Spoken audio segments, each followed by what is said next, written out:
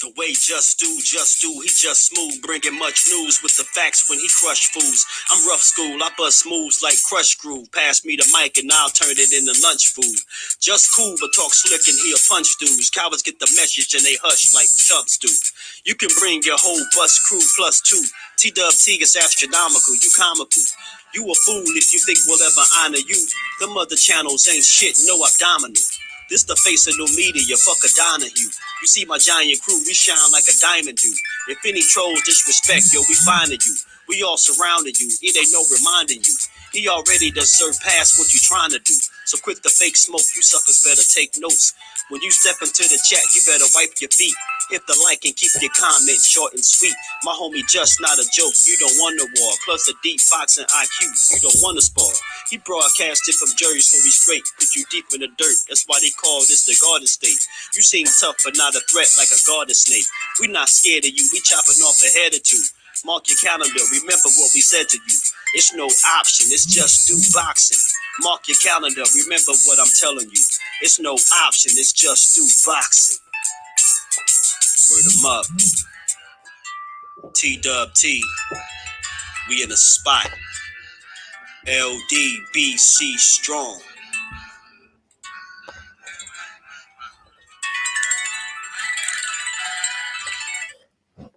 What's going on, family? What's good, everybody? Good Tuesday. Good Tuesday. I know everybody was patiently waiting for my boy Squid, but seeing is that y'all ain't appreciate his talent. He on strike for a little while. He say he ain't rocking with y'all until y'all learn to appreciate his vocals. You know what I'm saying? You know what I'm saying? Till y'all know how to appreciate my boy Squid. Go ahead.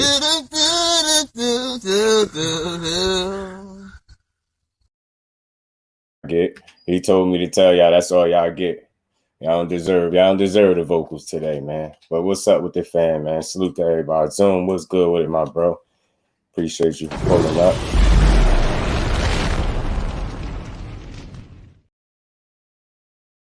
Bag, what's good, Brody? What's going on with you, man? Salute to my baby girl, the queen. How you feeling?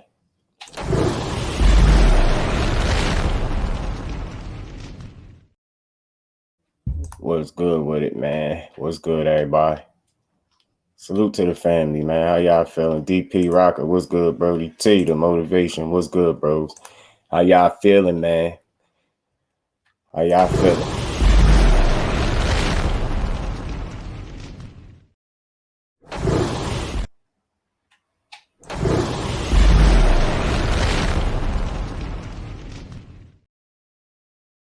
What's good with it, my bro? How y'all feeling, man? Appreciate y'all.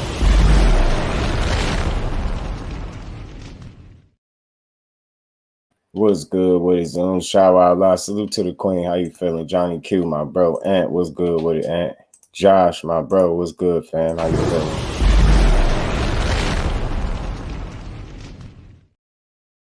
My guy, what's good, Johnny? How you feeling, bro? Yo, god damn. Yo, TD, what's good, Brody? Quee, my sis, how you feeling?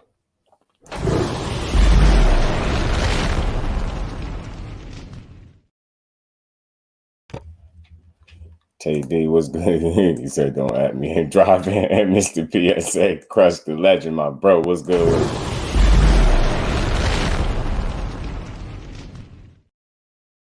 And man, yeah, I appreciate y'all pulling up heavy like this, man. BC, my bro. Jarrell, Joseph, my bro. What's good with it? BC, what's good?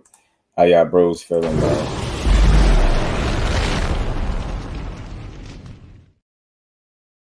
$817, what's good? Yeah, man. Y'all, yeah, they can't, yeah, Queen. They can't, yeah, man. They can't do it quick. They don't deserve my man. He on strike for a little while, man, till people learn to respect his talents. You know what I'm saying? He might show up at some point in the show. He might not. You know what I'm saying? Who knows? You never know over here. 81 hoops on my bro.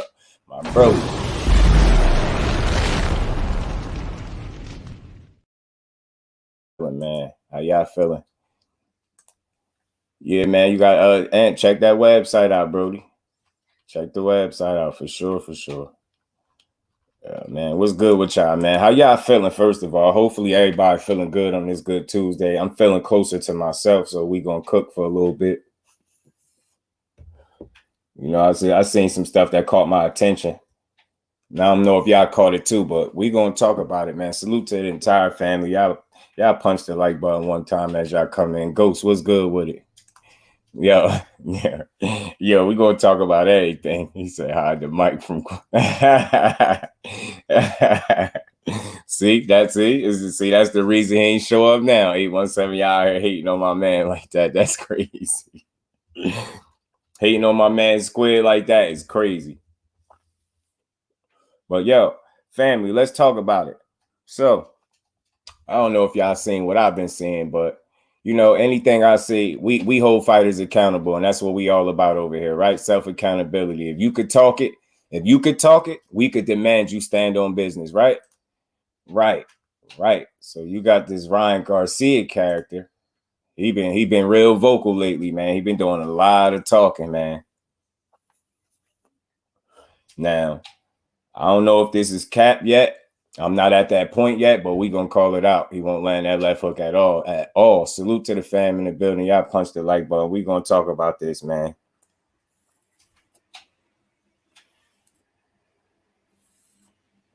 So if y'all haven't seen, Ryan Garcia been talking again, y'all. King Judah, what's good with it? Hey man, King Judah, I'm on it, Brody. Yeah, man, that's you. See, you right here with me. You know exactly what we on right now, man. We gonna get to it, y'all. We gonna get to it. Hold on. How King Judah ain't got no wrench? Let me get you right. Got you right now. Salute to the fan. But yeah, King Judah, I seen it, so that's where I'm going with it. He been saying a lot, so this dude been talking crazy. He been talking real confident. Not only am I, you know, I've been hearing that he been all in on this Tank fight, right? He been wanting to fight. This is what I've been hearing, so I saluted him for that, right? But damn, man, as soon as I try to get this man some credit, he jumped right back into the shit, yo. He jumped right back into it, yo. He jumped right back into it. So this guy claims, Riri Garcia claims, after he's done with Tank, how about he go beat up the robot? He called Lomachenko a robot. You know what I'm saying? He talking crazy. Brad's talking spicy, man. I don't know. King Rod talking spicy, man. I don't know, man. I'm new to Twitter, y'all. I only had a Twitter for a couple weeks. Now I already seen within these couple weeks what everybody be talking about. This is what everybody be talking about, like how these fighters talk crazy online. Jose Diaz, salute, Brody. Appreciate you pulling up. How you feeling? Man, so he said, so when he done with Javante, how about he break this robot? I don't know what he meant by that. I don't know what he meant by that, but Loma beat his ass. I don't know what he talking about. Now, I know Loma's slowing down, right? I know Loma might be slowing down just a bit, right? But he ain't slowed down that much. And this brings me to my next question, right? Let's just play hypothetical. Undercard and boxing, my bro. What's good with it, fam? Yeah. Yo, Twitter really is the wild, wild west. They be wilding on Twitter, bro. People be losing their minds on Twitter. Imagine a 5-foot fighter calling an elusive fighter a robot. So I'm like, yo, I'm trying to ask myself. I said, self, what is he talking about right now? What is this man talking about? He called Loma a robot? Nah, bro, you ain't got it. So my thing is, I bet. Let's say hypothetically you beat Tank Davis in a huge upset. It would be the upset of the year, and the biggest upset in recent memory, right? Let's say you get in there and beat Tank Davis, right? And you telling me that after you beat Tank, you gonna go in here and you gonna beat Loma next? I bet. So am I crazy for saying I want to see it? And then again, what weight is it gonna take place at? Because Loma at 35, I don't know about y'all, but I don't see Loma going nowhere near 140 in his career, bro. I just don't see it. He getting older. That'd be the worst decision he could make in his career. Let's be honest. If Lomachenko go to 140, he gonna get smashed. Then you might lose. But My thing is, I guess Ryan, I said this to him too.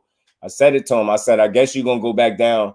You're gonna go back down to 35 because that's never gonna happen. Other than that, like, what you gonna do? A catch weight?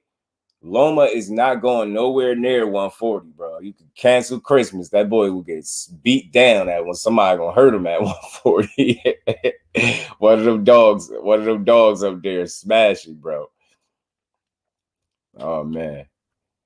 Right, need to focus on taking train for the fight instead of calling out Loma when he's not even done with Javante. Yeah, and that's but see, that's where we at with it. Loma gonna tell him he gonna really be the Matrix that night. 817. I guarantee you. I can guarantee you. I got you. He gonna be the Matrix that night. Bro gonna get his ass smoked playing around with Loma. Fight would never happen. Loma was weird. Teal's power and Ryan's better power and much more faster. I salute Al Trent. I appreciate you pulling up. I don't think the fight won't happen because Ryan having more power than Tio and being faster.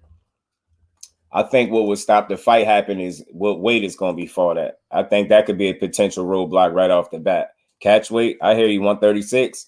Maybe Loma will do that. But even then, he ain't beating no Lomachenko, man. Like, with no left hook, y'all. Like, I'm sorry, bro. I ain't sorry. You're not beating him with no left hook. He gonna get pieced up in there. Imagine what Lomachenko will do to this boy. Imagine what Lomachenko will do to him for real, though. Nah, seriously. Loma could be fun too. Oh man, we had to talk about it. We had to. Aisha, salute, Queen. How you feeling? Appreciate you pulling up.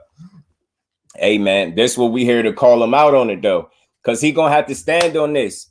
But I ain't even done, because salute the fight hype. I really ain't been wanting to do the screen sharing, but I'm gonna have to screen share this fight hype clip, yo. I'm gonna have to show y'all what this dude said. I'm gonna have to show y'all. I don't know if y'all caught it, but I'm gonna have to show y'all. Right? Like, what a catch weight here. It still ain't gonna work, Fate. He gonna get smashed with a catch weight. Look, you gotta see what the dude, like, I don't, God body salute, fam. I don't think y'all seen the rest of these tweets. We gonna get to them. Watch. Only person alone might vote beat at 140 is Barboza. Loma get his ass beat. Oh, cook. Yeah, Loma get smoked at 140, man. I don't see it. I think Lomachenko wants to fight a bigger fighter. I don't think he fight Ryan happen at all.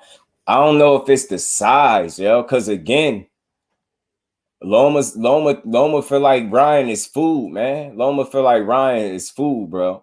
Crying Ryan need to go shop for some more mascara. Oh man, y'all crazy.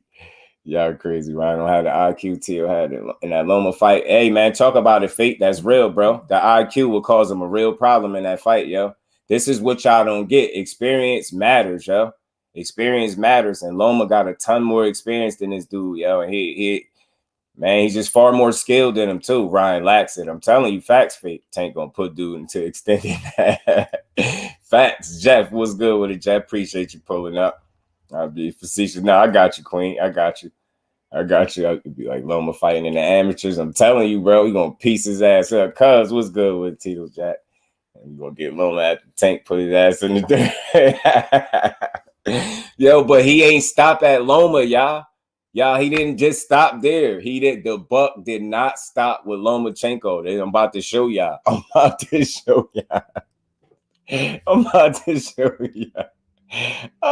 really show y'all, yo. Ryan got that crazy footwork, man. I'm telling you. Ashley's corner, salute to the Queen. How you feeling, cuz? I appreciate you pulling up. Gucci voice, yeah, cuz he going to sleep. Miss your ass, salute, Queen. Appreciate you pulling up. How you feeling? Doing that same left hook at Loma over will get Ryan an 8-piece spicy. Facts. I'm telling you, man. Remember, Loma and Ryan had a common opponent, Luke Campbell. Loma slowed down since, and Ryan only got stronger. Yeah. Nah, I feel that. I feel you, yo. Listen, it's not out the realm of possibility for this guy to be successful against Loma, but for me, y'all, it's skill. Like, skills pay the bills, and if all we talking about is the physical side of it, when we know boxing is 90% mental, I gotta give Lomachenko the mental edge. He's just far more craftier and just a smarter fighter, a much higher IQ, much better footwork. He will piece Ryan ass up. I'm trying to tell y'all. And look, y'all keep talking about this height, right? And how big he was. How big is Nakatani? Oshi Nakatani, I believe that's his first name. How big is Nakatani, y'all? What did Lomachenko do to Nakatani? I think y'all forgot. Another flat-footed fighter with a wide stance and power, right? He ain't as fast as Ryan, right? But that speed ain't everything. Timing trumps speed. Who got better timing, Lomachenko or Ryan Garcia? You get what I'm saying? Yo, facts says Twitter be jumping. Twitter is lit for real. You know, he's never thumped on the lips. My aunties when I, yeah, man. Facts, he was lip be swole as hell. We can't do nothing. Sitting there just sad. And it's food. That's what I'm saying. The lamb in the lion's den. Facts, yo. I don't know why he thought it was safe to be playing with people, but it is not, yo. Y'all punch that like button for me too, man. Everybody should be 1-0 for the day after knocking the like button out. Just the both contracts are signed. They need to go ahead and announce the fight already. Right, Jarrell. They do. Because we all need to see this. My mom was a headhunter, had mines too. Mines too. Robert Eason could come back and beat Ryan right now. Off getting shot and everything. Ryan the Matrix. Y'all ain't know. Nah, man. Fate, yeah. I'm trying to tell him. I'm trying to tell him. Oh, man, get an autograph. I'm telling you, he going to get his ass beat, yo. Ryan gets stopped by Loma within 7 now. Facts, I should tell you, Loma going to put the fisticuffs on this man, yo. Like, what he going to do? How he call it? I just want to understand what he meant by robot. Like, I'm trying to figure this out. Like, that he just threw me through a loop. Between him and Michelle Rivera, they need to do a little bit better with their trash talking. Like, I don't know what the hell Michelle Rivera thought he was saying to Spence. I have no idea what bro was talking about. Do y'all? Because what do Ryan mean by robot? Why is he calling Loma a robot? Like, I say he ain't the Matrix, but that ain't no damn robot now. I ain't gonna lie. I expected Nakatani to put up a better fight than he did versus Loma and Johnny Q. My point is, Nakatani is about 5'10". You get what I'm saying? That's another tall dude. Ryan is about what, 5'10"? What did Loma do to him? He picked him apart, yo. Yeah, he knocked him out. I'm telling you, he had Nakatani looking like he shouldn't even took the fight, bro. He was killing him. I'm telling you. Kabaddi again. I'm telling you, yo, 817, he gonna put Loma back on the map, yo. No, I'm telling you. And the problem is, Ash, with that chin, Loma attested in angles. He hit Ryan Garcia on angles that he never been hit by ever.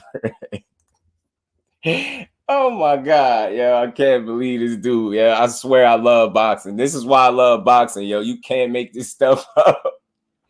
Imagine this slow foot guy with a wide stance with slow feet calling a elusive fighter a robot, though.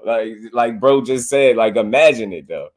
Ryan getting lullaby by Tank is a damn is a fantasy in itself. Yo, yeah, right. 817 just beat up Ryan. Rip Jones, salute, Brody. Appreciate you pulling up. How you feeling, bro?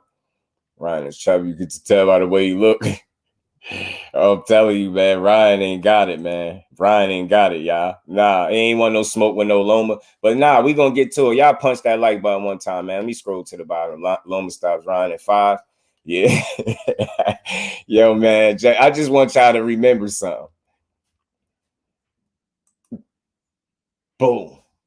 Man, I'm telling you, I just want to put this in everybody's head, just in case you never seen this picture. For the people that's picking Ryan, remember, this is the guy that you picking to beat Tank. Get what I'm saying? That's the guy. This is the guy you picking to beat Tank, but this is a guy that actually fought Tank. That's a guy that actually fought Tank. This is the guy that's saying he gonna fight Tank and knock him out in 2 rounds. This guy right here on the screen. This guy. He looked like him, bro. He looked like him. His bro ass looked like him. Look at it. That's his pops. I swear that's his pops, yo. That's dude from Chips, yo. I swear. That's Ryan Pops, yo. I'm telling you. I'm telling you, bro. I can tell. I can see it now. He looked like he just found out that was his pops. Yeah, I'm telling you, y'all. Dead serious, man. Hold on, I gotta show y'all this video, man.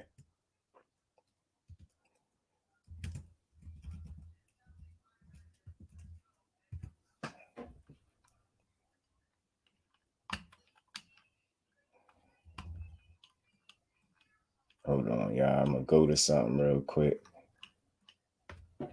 Y'all give me 2 seconds.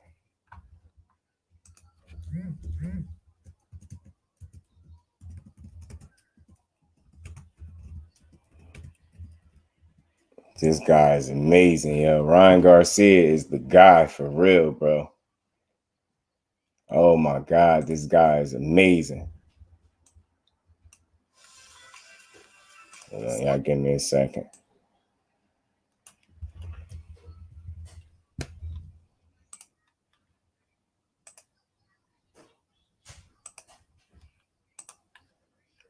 Y'all punch that like button for me while y'all in here, man. Punch that like button. James, salute, James. Appreciate you pulling up.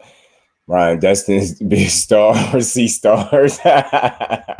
Hey, yo, Jeff, that's exactly what it is, bro. That's exactly. He said he found that same pick at Oscar House and trying to recreate. Bro, ass look like Eric Estrada. Yeah, I'm telling you, Ryan, look like somebody. Y'all crazy, yo. Y'all crazy. Y'all crazy, yo. Nah, but check him out, though. Y'all think he stopped that Lomachenko? Nah, the buck don't stop with him talking about who he gonna fight. Nah, watch. Check bruh ass out, man. Check him out, y'all. Check him out, bro. This guy is amazing, bro. I'm telling you. Look at check this Ryan Garcia, y'all. This is him talking crazy to Loma. He calling Loma a robot right here. Hope y'all can say when I'm done with Javante, how about I break this robot? Right? He talking crazy. Look what he's saying, bro. Look what he's saying. Boxing fans are funny. They say when you won't fight any fighters, and then when you say you do, they say you aren't ready. Like, just sit back and watch. This is coming from a guy that all he did was lie to us. This is why this is the only issue I'll be having with fighters. How could you treat us like we wild for questioning you saying you gonna knock Tank out in 2 rounds? Not only that, then you gonna go beat up the robot in Lomachenko. Then yeah, he didn't even stop right there. Watch this guy. Watch him. Check him out. Because he ain't done. It don't stop right here. This guy is amazing, bro. Watch him. Check, talking about just sit back and watch. That's all we've been doing is sitting back and watching. Look at this guy. Look at this guy. So somebody said, and this is all Twitter, yo. So here's next, bro. Yeah, he's next, but not optimistic when he fights Devin. Probably Devin and I. Do you hear what he's saying? Is y'all keeping up with what this dude's saying? He's saying him and Dev is next. He basically saying he feel like when Dev and Loma fight, Dev more than likely is going to beat Loma. So instead of it being him and Loma, as he just called them out, it's not going to be him and Loma that quick, but it's going to be him and Devin. And then he wonder why we question him. That quick, yo, look how bogus this dude is. So, all right, just check this out. He going to knock Tank out in 2 rounds. After he do that, he going to beat up the robot in Lomachenko. You get what I'm saying? Hold on. Pause on the robot because Dad might beat him. So he going to go fight Dad. And then he wonder why we question his moves. He just be talking. This dude is bogus, man. I like Ryan Garcia. I don't dislike him, but I just think he out of touch with reality, bro. He's a very immature fighter. He went from knocking Tank out in 2 rounds to get beating up the robot in Loma to now it's going to be him and Dad. All in a matter of minutes, yo. Like, this dude crazy. He be tripping. This dude is he bogus, y'all. Look, just so y'all can see it clearly. Yeah, he's next, but not optimistic when he fights Devin. See what I'm saying? When he said, yeah, he's next, he's talking about Loma, but not optimistic when he fights Devin. So he assumed Dev is going to beat Loma, and it's going to be him and probably be Dev and I. So again, so now you're going to fight Devin Haney? Damn. Yo, so he about to have a hell of a run, y'all. He about to beat up Tank Davis, beat up Lomachenko and then beat up the undisputed champion too? Man, yo, Ryan Garcia, if you do all of that, you are a bad man, yo. You do all of that, you will be undeniably one of the best fighters in boxing. All you got to do is stand on what you said. Knock Tank out in 2 rounds, then go beat up Loma. And if you don't feel like you want to beat Loma up, then you're going to beat Dev up. Boy, you're going to be the best fighter in boxing. One of the best fighters in boxing. This guy is amazing, bro. Amazing. Just amazing, bro. Now, I want y'all to listen closely to what he said in this video. I want y'all to hear him close. Listen to what he's saying. Listen to him, y'all. That's still integrity. Yeah, man, I'm trying to end it by 26. On 26. So is this the reason? On 26.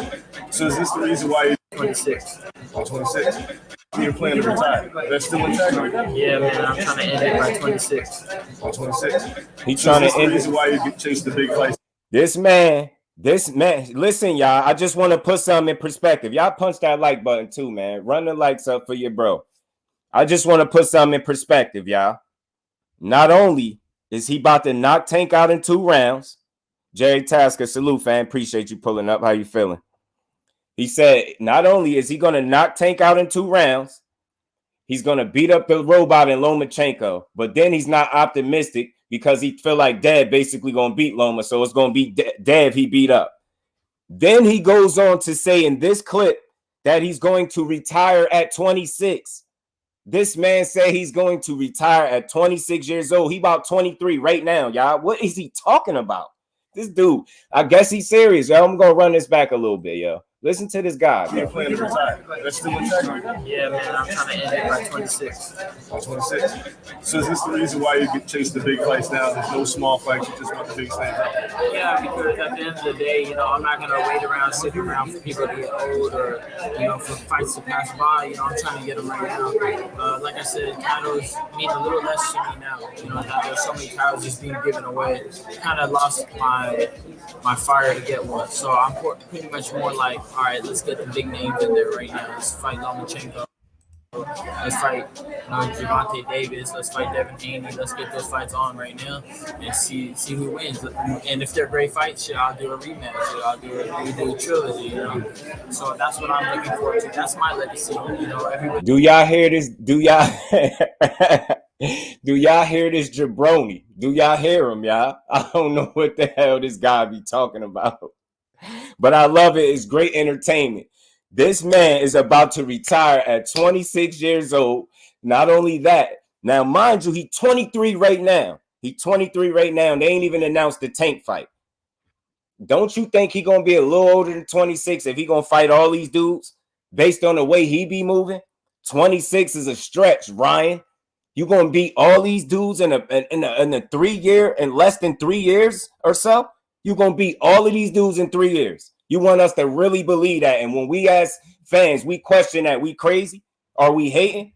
Nah, you bogus. You be saying a lot. You know, I get you just painted out the rest of your career. This man said he gonna retire at 26. He gonna beat up Tank, beat up Loma. Oh, hold on. Maybe not Loma, because Loma might lose to Dev. So if that happened, he gonna beat up Dev. You get what I'm saying?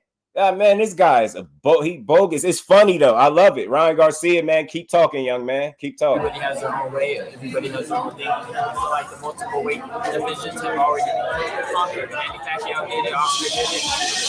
But listen to this right here. They telling people to shh. Nah, they talking over that nonsense you speaking. D-Wit, salute, fam. Appreciate you pulling up, man. Y'all smash that like button, sub to the channel if you new, man. Come rock out with your boy. He bogus. He gonna retire from Instagram.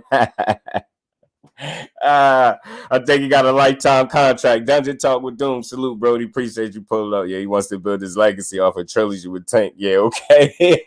Now, but look. No disrespect, y'all. Listen, y'all know I don't tear down fighters. This is all entertainment, yo. This is fun, right? This is fun. This is entertainment. This dude mentioned all of these fighters and then mentioned a trilogy. So how the hell are you going to retire at 26 if you're going to beat up all of these dudes? And not only that, you're going to beat all these dudes up and then you're going to retire at 26. But you talking about having a trilogy with one of them? You can't make this up, yo. I'm here to bring the entertainment back, yo. This is not supposed to make y'all mad. This is funny, yo. This is laughable. No disrespect to Ryan Garcia. This shit funny as hell. And I'm gonna say this right now. King Grayson, salute, fan. Appreciate you pulling up. Yo, Ryan Garcia is bogus, y'all. I ain't never seen that like him. He one of a kind, yo. Y'all notice how he try to shush the people. Nah, they talking because they know you ain't talking about it. Look at his pops right here. Can you name one fighter? That's his pops with the shades. So you telling me dude with the shades look more like Ryan than the dude I just put up on the screen? Yeah, right. He at least look like he related. They related. Yeah, this man. You can't even name Floyd to do this. Can you name one fighter that fought everybody in the prime and beat him? Can't name one. But there is going to be. Now, what is he talking about? He said you can't name nobody that fought everybody in their prime and won. So it's safe to say he gonna beat all these people. He gonna retire undefeated, and he might even have a trilogy with one of these fighters and still manage to retire at the age of 26. How the hell is he gonna do that? He must gonna have multiple fights a month. I don't know how he gonna pull that off, but I would love to see it, Ryan Garcia. I would love to see it, bro. One is going to be heat, or at least I will be trying for greatness, you know. So those are the fights I'm aiming to. You know, all those top guys that everybody's afraid of, and they don't want to fight. That's what I'm chasing down. When you headline the Henderson, is that also trying to prove that you can pull? Because Javante tried to say, well, you can't pull in the arena, and I can. So you want to prove that to him as well? Well, like I said, his last fight, he didn't really feel that. You know, I heard a lot of things. You know, they gave away a lot of tickets on that one. And you know, he's a draw. Like, I'm not saying anything. I'm just saying you're not a bigger star than me. It's not. Yo, do y'all hear him? Please, I hope y'all can hear this dude. I'm not saying anything. I'm just saying you're not a bigger star than me. It's not comparable. You know. What did y'all just hear what he said?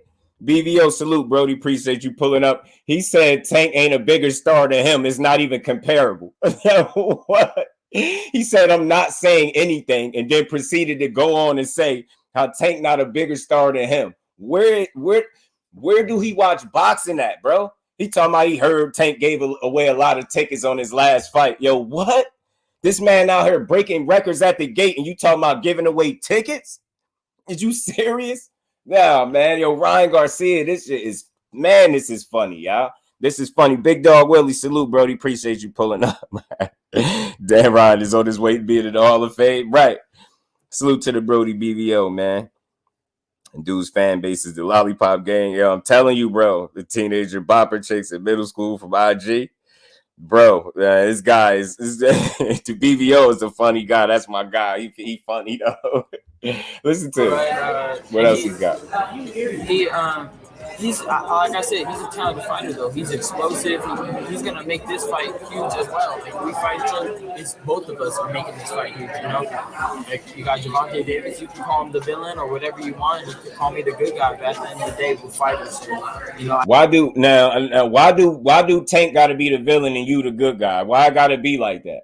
But I do agree that both of them together will help that fight be what it is. I think that will be one of the situations where Tank won't have to worry about bringing all the fans himself. I think Ryan, despite what people think, I think he'll have a nice number of people showing up to watch him win or lose. You know what I'm saying? They don't know he got a nap in his near future, but they definitely show up. And I know they fight to do well. I know it will. No, I think he's explosive and will make fireworks. So that's why I'm chasing him. And respect to Ryan Garcia, man. That was funny, y'all. That was funny. I got to say that was funny. This dude was selling 2 tickets for 23 just to get butts in the seats. But dude want to talk numbers. Yeah, he a little out of bounds zone with that one. Like he don't know where he at, yeah. It's in the BA. This dude is amazing, y'all. I'm telling you, man. I'm trying to tell you, Jesse, we speak about Instagram. You're the biggest star of the Tank on the gram, right? Yeah, he got more IG followers. I forgot.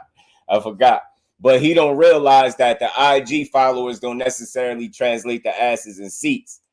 Tank got real fanship, bro. He got people that, you know what? He got people that buy the pay-per-view, and he got people that show up. Like he really one of them stars that they painting him out to be. Ryan could be that guy if Ryan get a big win under his belt, he could easily be one of those guys. Because he already popular as hell without having to beat nobody for real. Fight one a month to 26. You get what I'm saying? Yo, come on, bro. Like, what he talking about, Jack? What he talking about, undercard? Interview him wanting to do MMA too. Oh, nah, he bogus. That's why I draw the line. Fate MMA. Yo, see, that's why I draw the line, bro. He ain't doing all right. So you telling me this is the guy? Not only will he beat Tank, Loma, Dev, and retire at 26 while beating one of them in a possible trilogy if the fight is good. This is the guy that's going to do MMA? Man, I have a hard time believing that this is the guy that's going to do MMA, bro. Do that look like the guy that want to get punched in his face with them gloves in MMA, bro? Seriously, though. All jokes aside. Do he look like he want to get kicked upside his head? He's sitting there with a crop top on right now, with his hand over his chest like he doing a pledge of allegiance right now, bro. This is the guy that's going to go to MMA and do what? Get kicked unconscious? Man, yeah, okay. Could you imagine somebody kneeing or elbowing him in his mouth? Like a flying knee straight to the mouth? Nah, bro. That's not the guy, yo. That's not the guy that's going to do no damn MMA, yo. Whatever, man. Wishful thinking, Ryan, man. I appreciate the humor, yo. I swear, crop top show. Yeah. Yo, that guy is not doing no MMA, y'all. He not doing no MMA, bro. MMA. He going MMA. Yeah, all right. MMA modeling. That's the MMA must be stand for some type of modeling, bro. You know, they will kick, yo, bro. Kick Judah. Imagine them kicking that man legs, bro. Like for real, like what you saying. Like them legs that don't like to move and he like to be heavy on his front foot. Yeah, okay. J.A. Dixon, salute, Brody. Appreciate you pulling up. Doing nothing but yapping, bro. Facts, man. Jerry, salute, Brody. Garcia had like 240 amateur fights, beat Haney 3 times in the Amis, also beat Virgil. Y'all sleep on Rob because he's pretty. Better wake up. Now, listen. You know, a lot of this be jokes, yo. A lot of this be jokes. I gotta add the humor to the stream. I like to get the people a couple laughs. But listen, Ryan is not without skill, right? He's not without skill, bro. Jerry, the I don't think it's for us. Like we men, we don't care how he look, right? But it's just the lack of experience and just the lack of being battle tested that stops me from, you know, thinking he can beat any of these guys. Respectfully, like all the people he talk about fighting are proven. He's not proven. Like, you get what I'm saying? So that's where my reluctance to bet on him comes in at. It's not, you know, how he look. No, I mean, he got some fight game in him. He even got some heart because you seen him climb up off the canvas and win by knockout. I gave him credit for that. You know what I mean? But he just not proven and battle tested the way he needs to be for me to feel comfortable with him beating any of those names that he mentioned. That's me. You know what I'm saying? Now, anything can happen in boxing, but a lot of things, in my opinion, in my humble opinion, for Ryan to win any of these fights that he mentioned, a lot of things have to go well. Like a lot of things got to go right for him, or he just can't win. Like his margin for error against Tank is going to be so minute. I'm telling you, it's crazy. Like he's not going to have a lot of opportunities to miss the mark in there with Tank. I'm telling you, he's going to have a NyQuil nightmare. I'm telling you. Easy told dude been grinding in the gym and probably everybody in the chat. Yeah, but see, listen, yo. Listen, I want to be clear because I know it's all love in here. These are only jokes. Anything you hear me say, like, it's something that you can laugh at. It's not me really tearing him down as a fighter. I'm not trashing him because he's not a trash fighter. He's just not a proven fighter. He's not a battle-tested fighter. Ryan Garcia is not a trash fighter, yo. And I mean, I'm not being funny. I'm not being sarcastic.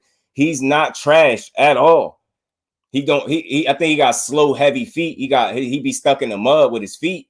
But other than that, he's athletic. You get what I'm saying? He has some athleticism about him, but he's not a true athlete. And you can tell because he's slow, but he's slow from the waist down. You get what I'm saying? From the waist up, he fast. You get what I'm saying? The waist down, he's slow. That's what makes him not a complete athlete. He's athletic, though, and he's not trash, but he ain't he ain't beating these guys, in my opinion, with that minimal experience that he had. Like, he's never even fought at that level.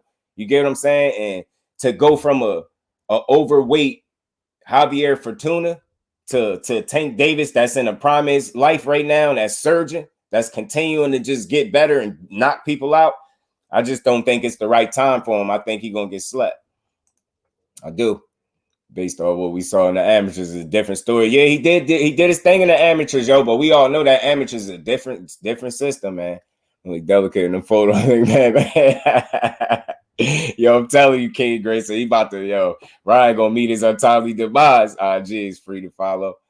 It'll be 99. Yo, I'm telling you, night. Facts. Call that man pretty. Oh yeah. Flat-footed, left hook, chin held high is a formula to get sent to the shadow realm. To the shadow realm, to the sunken place, to the Netherlands, like everywhere, to the outer limits, everywhere you don't need to be. That's where Tank punches could put you at. Know what I mean? Everywhere you don't need to be. You said that, man, a little delicate take about the man that. Damn. Man. It's always, we always gotta have fun in here. That's one thing I do. I try to have fun because I try to take the stress out of the boxing conversations, but I try to be very mindful not to trash the fighter, but I will critique him. I will hold a fire foot to the flame and shit like that. But Ryan ain't trash. And if y'all notice, like, people probably don't even pay attention, but you don't even hear me call fighters bums. I had a channel over a year. I don't even call fighters bums. I dad whoop my ass. I always say that. Ryan will whoop my ass, right? But I don't train to beat people ass. He do. So he got to beat the other dudes that train like he do to beat ass. And that's where it get rough for him. Not beating those fighters if you can't fight. Right. And he definitely can fight. You will never hear me tell you Ryan Garcia can't fight, because that'd be very irresponsible. But I will tell you he's mildly tested. He's not truly battle tested, and he's not proven. He's very unproven. It's a lot of unknowns with him. As well as we know the things that he lack, there's some unknowns with him as well. And I think that's what make the fight interesting. But we gonna hopefully we get it. It's the mouth and no true work. Yeah, man, he talk a good one. Know what I'm saying?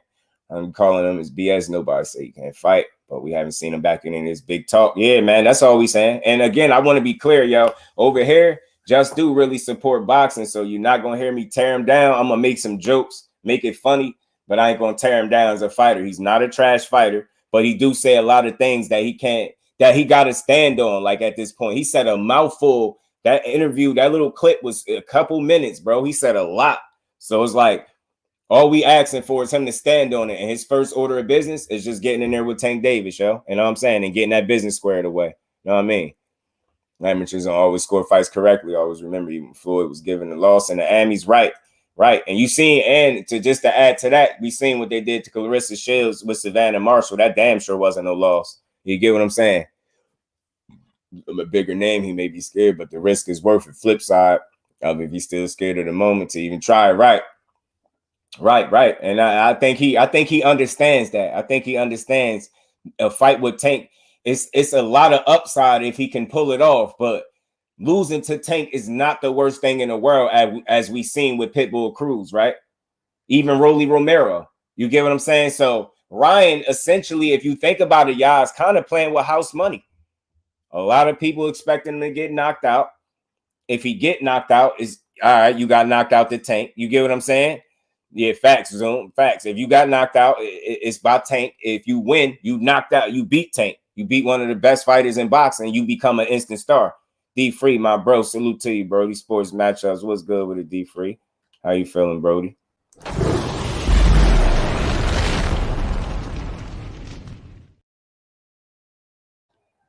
Ryan's chin keeps his chin way out there, man. Gonna get caught one of these days, and he will be sent to Dreamland.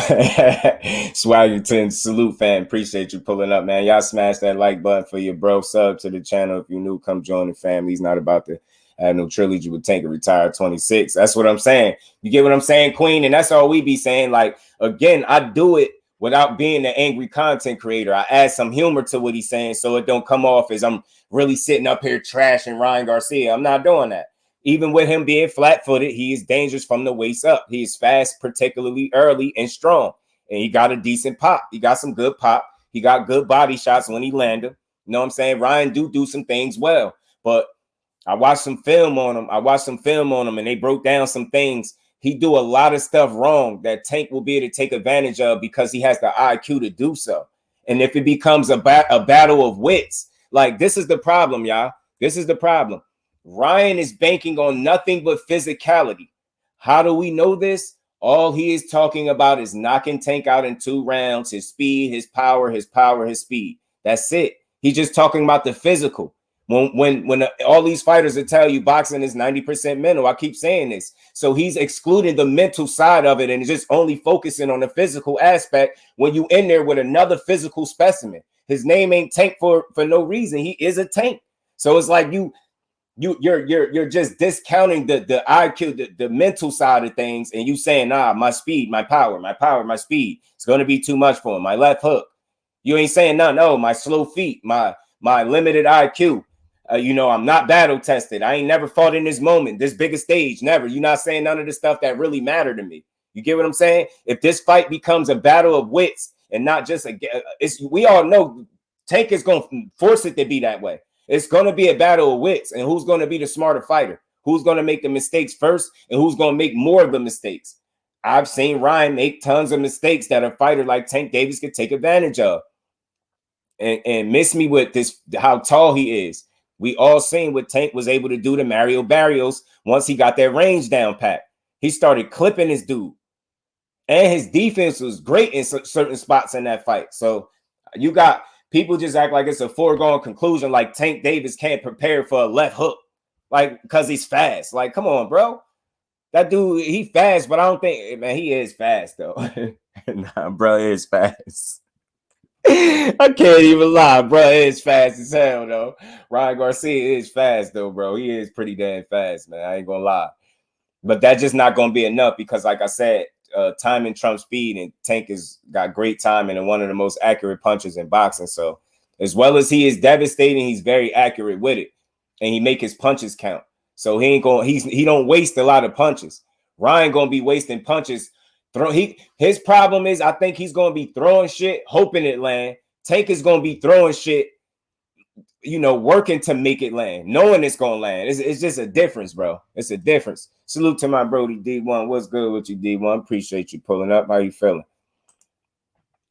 Man, he won't payday. I know that. Oh man, facts. Tank fast too. Facts. But just not from the waist up, Zoom. He's fast from the waist down. He got fast legs. Like if you ever seen a man run, he an athlete for real. Tank is a complete athlete. Ryan is just athletic with athleticism. It's a difference. Tank is an athlete. I'm telling you, that shit gonna make a difference too.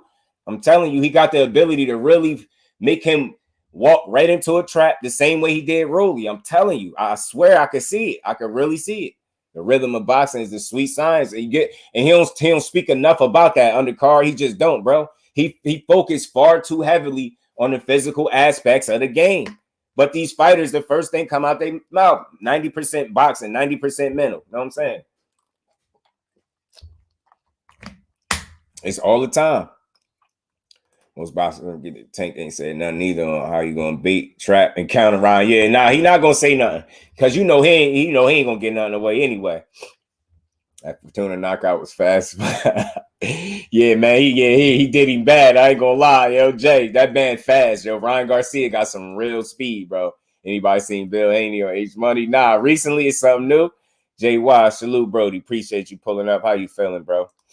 Precision power punches with a chin and good IQ aren't easy to beat at all. And he believe in himself. He mentally tough. He really know what he bring to the table, yo. He's a threat.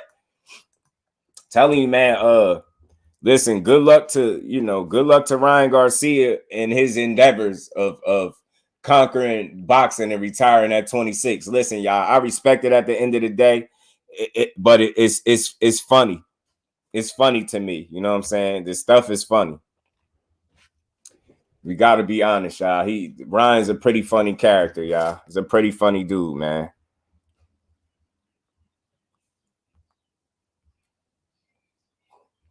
But again, I ain't going to spend too much time on Ryan. I think I had enough fun with him. At the end of the day, listen, Ryan Garcia is not without skill. He can fight. It's just how good can he fight? And can he beat Tank? You get what I'm saying? Is he smart enough to beat Tank, or is he going to be lucky enough to beat Tank? I don't think neither. I don't think he's going to be lucky enough to beat Tank. I don't think he's going to be smart enough to beat Tank. I think that's where it's at. Skills pay the bills. I think Tank, I know Tank is more obviously battle tested. He's more proven. You know what I'm saying? He's built for the moment. He's shown it time and time again. Like anytime a dude, we was talking about it the other day, me and the bros, anytime a dude is in a fight, we got to think you taking punches to the head. You fighting for your life essentially in there. Tank Davis in the corner looking for his mom in the crowd. That's how disrespectful he is, but comfortable at the same time. Like that's how unintentionally disrespectful Tank Davis is. While you in there fighting for your life and you going through it in there, he in the corner looking to see where his mom at. You get what I'm saying? He in the corner looking for his mom. So it's just different. Like he relishes in the moment. The dude, look at how he smiled when they say his name. Like he really embraces the moment. Ryan Garcia is gonna have a lot of tense moments in that fight. I'm telling you. And if he get caught with something, it's gonna be bad. That Devin versus Ryan footage. YouTube, Ryan was fast in and threw that left hook a lot. And never hit Haney once with it. Ryan know what it is. Yeah, see, that's what I'm saying, Ash. Facts, man. It's limited. He's limited with that. I don't think money anymore. I think he ain't. Oh, okay. Right. I see what you're saying. But yeah, man, again, salute to him, though. Salute to him. I mean, he's very brave. I don't dislike Ryan, y'all. I like him. He a good dude. Yo, he sound like a good kid. He's just very funny. He out of touch. He very brave. I'll say that. At least he talks a great game. But let's see if he stand on any of this business. And that's all we want him to do is stand on business. Do what he say he gonna do. You get what I'm saying? Just do what he say he gonna do. Get in there, fight Tank. If you beat him, then continue to be great. Win, lose, or draw, you still got to stand on business, though. You get what I'm saying? You don't get to not stand on business depending on what happened in the Tank fight, if y'all get there. You know what I'm saying? But I'm going to stay optimistic, man, that they're going to make it happen. But again, y'all, so salute to Ryan Garcia, man. This is no diss, no shade. It's a fun conversation, man. It's always for a good conversation. Look, he a talented dude. He just not proven. And to me, I think there's complacency there. The fact that he's talking about retiring at 26, but ain't even proven nothing yet, and he just got all these big plans. It's very brave. Like it's a stretch to think that he's gonna do all of this, and it's taking him this long, 20-some odd years of his life. You get what I'm saying? He'd be what, 24 soon if he ain't now. You know what I mean? To finally get a big fight. So I just don't see him making all of those big fights back to back. I would respect the hell out of it, though. I don't care if listen, y'all, I don't care if he fought Tank, Loma, and Dev and lost to all of them. I respect him. He had the utmost respect from me. You get what I'm saying? Coco Marshall asking for a friend. I got you, Jeff. We could cook on that in a second for sure. I don't care, and I won't lie. I want to see Tank put a hole in that bird chest. I ain't mad at you, Queen. I ain't mad at you. Appreciate you, ass. I appreciate you. This levels to that boxing. Yeah, that Sweet Science King is different, bro. And that's all. That's what we be focusing at. You get what I'm saying? It's not that, obviously he ain't get this far not being able to fight. You know what I'm saying? It's just limited opposition. And, you talk you got a very interesting next few years if this is how you gonna move, just delivering all big fights. Power to you, more power to you. Salute to Ryan Garcia and Team Garcia, and I hope you get the Tank fight. If nothing else, I hope you get the Tank fight because that's what you said you've been wanting. So hope we get that, y'all. But just to switch gears a little bit, man, that was because another part of this live, man, I wanted to cook on. I seen something that my bro Judah Ben. Salute to my bro Judah Ben if you're in the building and I missed him, man. I seen him cooking on something with Gary Antoine Russell, and I seen his interview. And Gary Antoine Russell, interestingly enough, he gave like a hit list. He gave a hit list of guys that he would want to fight. And I'm telling y'all, his hit list, like I know Ryan had a brave hit list too, but Gary Antoine Russell is a guy that I truly believe will stand on business. And I just want y'all to hear this interview and some of the things he was speaking on. And some of the fighters that he said he'd be willing to fight. It's dope, man. I'm telling you. if he get these fights, like my bro Judah Ben was saying, if he get these fights, man, yo, he'd be delivering for boxing in a big way, y'all. He really would, man. So salute to Gary Antoine Russell, man, in this interview. Salute to the boxing source. I'm gonna play this interview from Gary Russell. Me too. You fight, line it up. I'm with it. Right. Do a 180 and be like Oscar in the ring and fight anyone with a name. Right. You get what I'm saying? Maybe the Tank fight make him breathe. You know what I'm saying, bro? Maybe that Tank fight make him breathe or something. Maybe it makes him breathe. You get what I'm saying? But I'm gonna play this interview from Gary Antoine Russell. Salute to the boxing source. He had a dope little build. It's like 20 minutes or so, and he gave out some real good information, and he mentioned some very interesting names, yo. And again, the name that he mentioned is a guy that we all want to see him fight, yo. So I'm gonna play some of this, y'all. We gonna get to a Thrill Hill. What's good with it, my bro? How you feeling? Appreciate you pulling up. Y'all punch that like button for you, bro. One thing is a fact: you're gonna lose a draw, you're gonna be paid. Right. And it surprised me to hear him say something about retirement that early. Like, bro, I saw my retiring and ain't even, you know what I mean? They ain't even fought one big fight, so it's pretty damn brave, bro. With me to chop it up. Of course, he is in the super lightweight division, undefeated, 16-0, coming out of Capitol Heights, Maryland. That's right, it's my man, Mr. Gary Antoine Russell in the building. What's happening? Hey, family. How y'all? I'm here. Yeah, that's what's up. I know that, we had like a number of things going down. Like I said, the super lightweight division. I know you had your win over Rancis Barthélemy in Brooklyn last year. And so, we trying to see what's going on this year. I know that, you're there as a highly ranked contender at 140 pounds. So we're trying to see what's going down. Yeah, last time I checked, I believe right undercard, third, ranked number 3. For certain belts and stuff like that. I try to stay tunnel vision. I don't really be looking at the rankings as much. I just try to get my victim out of there and keep climbing. Where opponents is more stellar, salute who got what credentials and stuff like that. But as far as me worrying about the belts and too much of a thing like that, I know I'm gonna be a champ.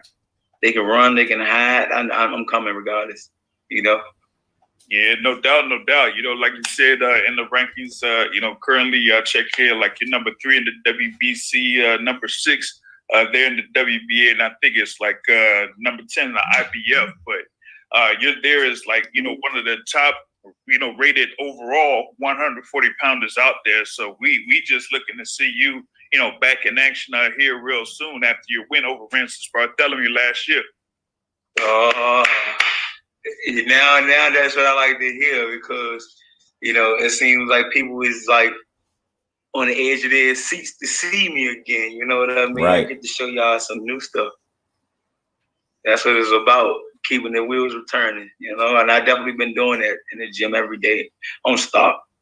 Yeah, for sure. You be sharpening your skills. Like I say, you're 16-0.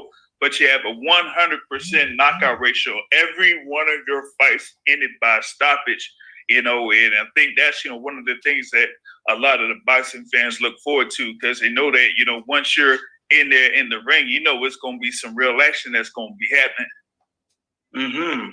Definitely. You can't play this. This is something you can't play. You got to take it serious all the way. right. Oh, yeah. That's just turn on the time. Yeah, so like you said, you've been working out there in the gym. You're there with your brother.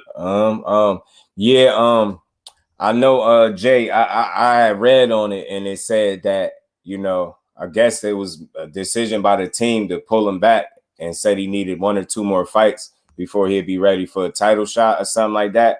I had made a video on it. I had somebody get in the comments and say it was cap. Like, that's not true. But if that's not true, then why are we not hearing this Gary Antoine Russell fighting Alberto Puyo? Why are we hearing this Rolly Romero going up to 140 to get a title shot, not Gary?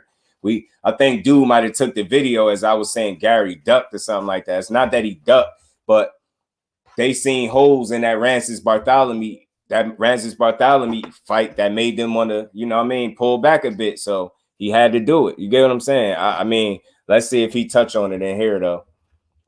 You doing to it, D-Live, say, Brody. I might. Why y'all need? I'm gonna try to stay busy. My Brody, I'm gonna try to. They just talk about why Rolly is fighting the guy he's supposed to fight. I'm gonna play it for y'all. I'm gonna play it. And all of that, man. Know that you've been sharpening your skills there with Mr. Gary Russell and, Mr. Gary Antonio Russell there, out there in the gym over in Maryland, man. So, how's it been going out there like in camp? Like you said, you're sharpening your skills there with your brothers and also with also another Gary Russell that, had his, he was doing his thing in the amateurs too. So you have 4 brothers in there that were doing their thing in the amateurs. It's honestly, it's in the blood. It's in the bloodline. You know what I mean? I had to tell this story to one guy that used to train with us, named Francis Scottborough. Frankie Scottborough. I'm sorry, not Francis, but Frankie Scottborough. He weighed 140 pounds. Oh no, I got you, A1. I'll be there. I was also weighing 140 pounds. Although we trained together, he always used to size me up. I don't know if it was the competitiveness in him or not, but whatever may have you. I told him one day, I said, man, listen, I know I'm 140 and you 140. Every time he sized me up, he was like, man, you look big, man. You look bigger than what you are. That is the fight right there. Nah, that's the one, yo. I ain't bigger than what I am. What you think I am? I know I'm on weight. Oh, I'm probably just above, like 2 pounds of that. He made a friendly bet. We stepped on the scale and I proved him wrong, right? But I said, you want to know the real secret to it? Let me tell you what it really is. He was like, what? I told him, I said, come here. I whispered to him, I said, I'm built for this shit. Yeah, fun. Man, I'm telling you, we made for this. We made for, you had certain people that got extra trades in their arsenal. You could be a plumber, you can be a realtor, you can be an artist, but you got one special trade that you specialize in. I like these brothers, man. I like them. Edgar Chavez, salute to my bro, Jersey in the building. Salute to you, bro. You know how to get down and dirty in that square. That's cool too, Queen. I'm with that. Precise. He do owe him a rematch, like Jay said. He do kind of owe him a rematch. So it's the same with the bros. Amateur on over to the pros. It's just the fact that we actually been building our mental. A lot of times, a lot of these obstacles that's in our way come across as trial and error, and it can weigh on you. Burdens and stuff like that can weigh on you. Unscripted virtuoso, salute, fam. We've been actually breaking through a lot of barriers when it comes to that. I gotta wrench you up, and that's part of sharpening the tools as well. Because if you ain't right mentally in that squid, then you already know the rest. See, they always talking about mental, but behind, he might have a better night. That's it. That's all. But we're making sure that we cross all T's and dot all I's. Right. Yeah, that's for sure. And like you said, I can hear you, man, for sure. Like you said, you be staying on weight. I know that, when the last couple of fights you had, people were saying like they were like amazed that you, like you said, that your height, around 5'10", that you could stay under that 140-pound limit. But the last time, Queen. I swear I was hoping he was going to stick to that title shot, because me personally, I think even with the holes in his game, I think he could beat Alberto Puya. I really do. That's just me, because I believe in Gary Antoine. But at the same time, I do believe in their process. And if their process is to like pull him back for another fight or two and then go full throttle, I'm cool with that too, because it only can make him a better fighter. Maybe they trying to improve the product that they putting out there in the ring. Salute the Flawless Mentality. Health is Wealth by Dr. Mark. Salute, Dr. Mark. Appreciate you stopping through. OG, how you feeling today? Then, to be honest, I like that before Regis. Oh, if you talking about Gary Antoine shower, he said something a while back, I believe, about Dev. He said something about him when he come to 140, he gonna have to stand on business. Something like that. Like he gonna have to see him. He said Dev gonna have to see him when he come to 140. If you talking about Gary Antoine. Talk with you, you're like saying like, hey man, shoot. I could probably make 135. Don't be surprised if I could make 135. I mean, that's how it is in the gym. That's how it is working, But at least you do your thing there at 140. And, like I said, there's a lot of action that's going around at 140. I know that you have like a couple of world title fights that are coming up. For me, it's like, man, it should be Gary Antoine Russell that should be involved in it. And I know that, You know, they got Ponce versus Matias for a belt. And then they just announced this one. This one shocked me the most. Alberto Puello versus Rolly Romero for the WBA. I'm like, yo, like what happened with Antoine Russell? What's up? Now I'm gonna stop and I'm gonna run it back real quick. So now they about to we getting somewhere, y'all. So I appreciate y'all being patient. Y'all punch that like button, sub to the channel. You know we gonna keep rocking. What's happening? This one shocked me the most. Alberto Puello versus Rolly Romero for the WBA. I'm like, yo, like what happened with Antoine Russell? What's up? What's happening? You know, you getting somebody that's been at like 135, now coming up to 140 and getting this belt, you know, title shot. But you got Antoine Russell here, undefeated, 16-0, 16 KOs, and he can't even get a call. What's going on with that? Mm-hmm. Hey, it's still a cycle of things. You can't get mad, you know. Hey, they say patience is not the ability of waiting, but what you do while you wait. You know what I mean? And like I said, it's an all year round sport. I'm always coming open arms, open doors, you know, open door policy for people that share the same profession as me, that share the same field as me. We're gonna all get a piece of the pie. It ain't no jealousy, it ain't no stress thing on my end. You know what I mean? Gotcha. I'm just waiting patiently. Everybody, they gonna box themselves silly. But guess what? I'm gonna still continue to do what I do best. Come in there, get the job done, and be on to the next. See, but the only thing is, I'm gonna stop it real quick. The only thing is, I know y'all probably wanted a more direct answer. Old school salute. Appreciate you pulling up. How you feeling?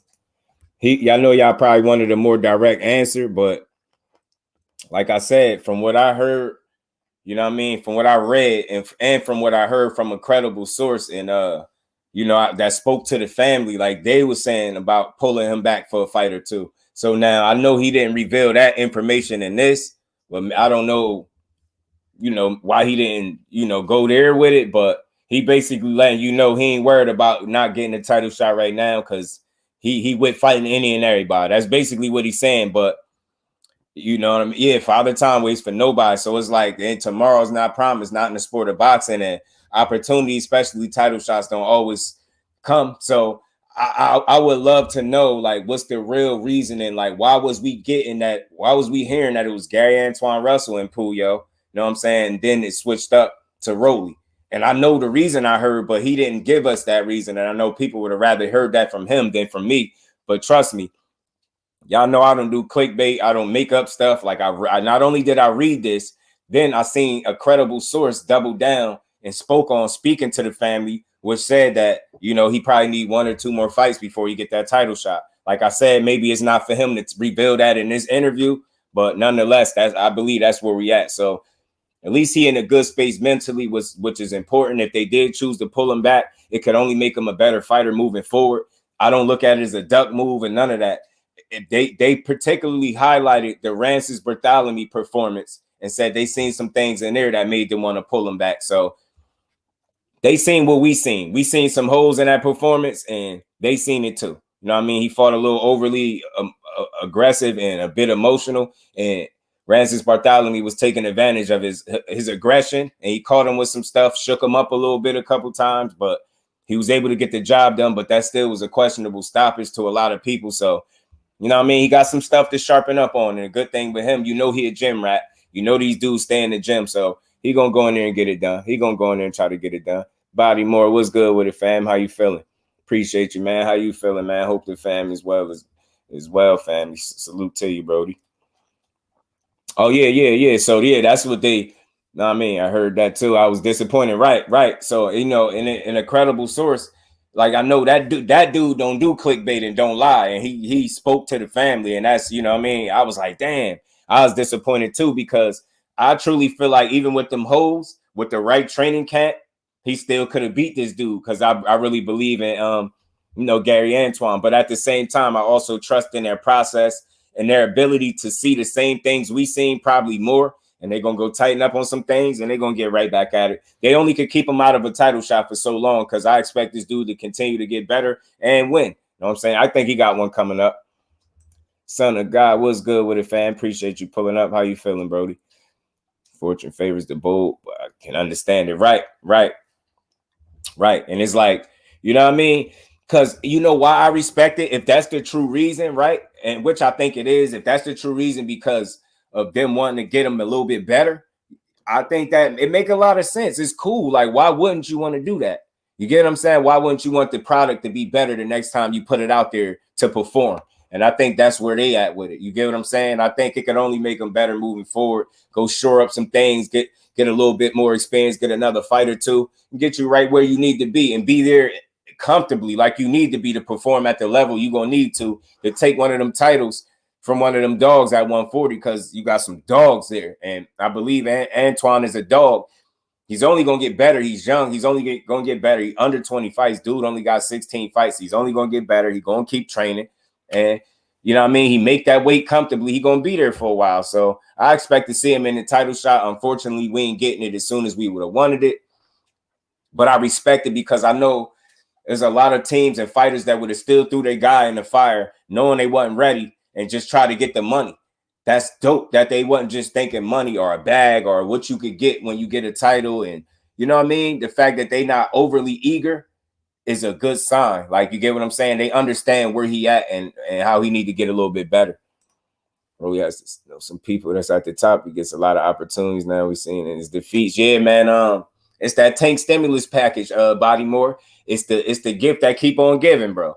You don't even got to beat Tank to be doing good afterwards. You just, you know what I mean? Just getting there with him. You get smoked and you get knocked out and memed, get halfway put through the ropes. It's the gift that keep on giving. It's like the Tank stimulus package. Everybody paying attention to you still. Rolly is still Rolly. You know what I mean? We done seen a guy get sparked in the gym recently. Like, he's still Rolly. Like, he actually just don't care. That's a different guy, man. Rolly is a different dude, Brody. He's a different guy, man. I'm telling you. But that's that Tank stimulus package for real. That's that Tank stimulus package, the gift that keep on giving, y'all. I'm telling you. That's what it is. Patrick Bell, salute to you, Brody. Appreciate you pulling up, putting the color in the chat. Salute to you, Brody. Much appreciation to you, man. AB, where you at, AB? And we ain't never got a box again. Well, right. well. I already been getting these back, but now it's time for you to get your just due. Touched by Tank. Telling you, man, Tank gonna do a number on, bro. That I'm telling you, that's what it is. He got that touch. He is like the gift that keep on giving. You get smoked by Tank, you still survive to see another day. You still get opportunities, and I truly don't know how they squeeze Rolly into this. I don't know how you make sense of that, but I mean, and then, you know, this is a weird thing. This is weird, right? Somebody had proposed something, right? Boxing is slick. Sometimes you got to peep the play. Now, I'm not saying this to play, but my bro had brought something to my attention, right? Say they bring Rolly up there to 140, right? You know what I noticed about Alberto Puyo? He don't got a ton of punching power. I think dude got like 10 knockouts, something like that, and over 20 wins. He don't got no crazy punching power. Rolly is a pretty strong dude. What if they bring him Rolly up there, expecting him to win and pull off an upset or something? What if they think he could pull it off? What if Rolly pull off the, you know what I mean, the upset, if it's to be an upset, and he beat Alberto Puyo, take his belt, and now he a champion at 140? You get what I'm saying? Because he did say something about him fighting Ryan Garcia and getting a Tank rematch. And that would kind of put him in position to either do one or the two.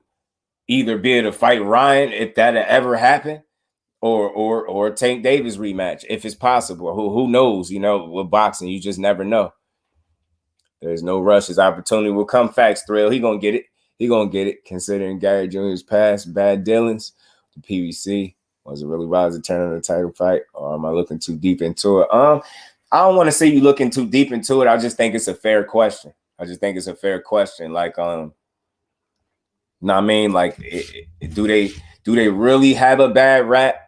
You get what I'm saying? Or was Big Bro a little stubborn? You get what I'm saying? I think it was a combination. He got a complex situation, but that's a fair question, though, bro. It's definitely a fair question. And so Russ definitely has skills. He beat Ennis. I never watched the whole amateur match, but I heard it wasn't hard. It wasn't too hard of a fight for them. Wrestlers are great in the gym as far as motivational, right? I had watched it, bro. The thing was that I noticed when he fought Boots and the amateurs in that fight that I seen, the one that I seen, he was in Boots' chest, it looked like. Get what I'm saying? He didn't really give Boots a lot of space. He was on him. You know what I'm saying? And I think at that time, the younger Boots Ennis had a tougher time adjusting to that style of fighting. You know what I'm saying? And it kept him a little honest, and Antoine pretty much outworked him. Obviously outpointed him, but he was able to outwork him. You know what I mean? I think it was a battle of the styles. You know what I'm saying? Boots wasn't able to box him the way he boxed. You get what I'm saying? Gary was in his chest, so it was a good fight though. To the locker room for Rolly after that tank fight is funny as hell. Should have been humbling, right? Yo, he was asking his pops, "What happened, bro? Like, what happened?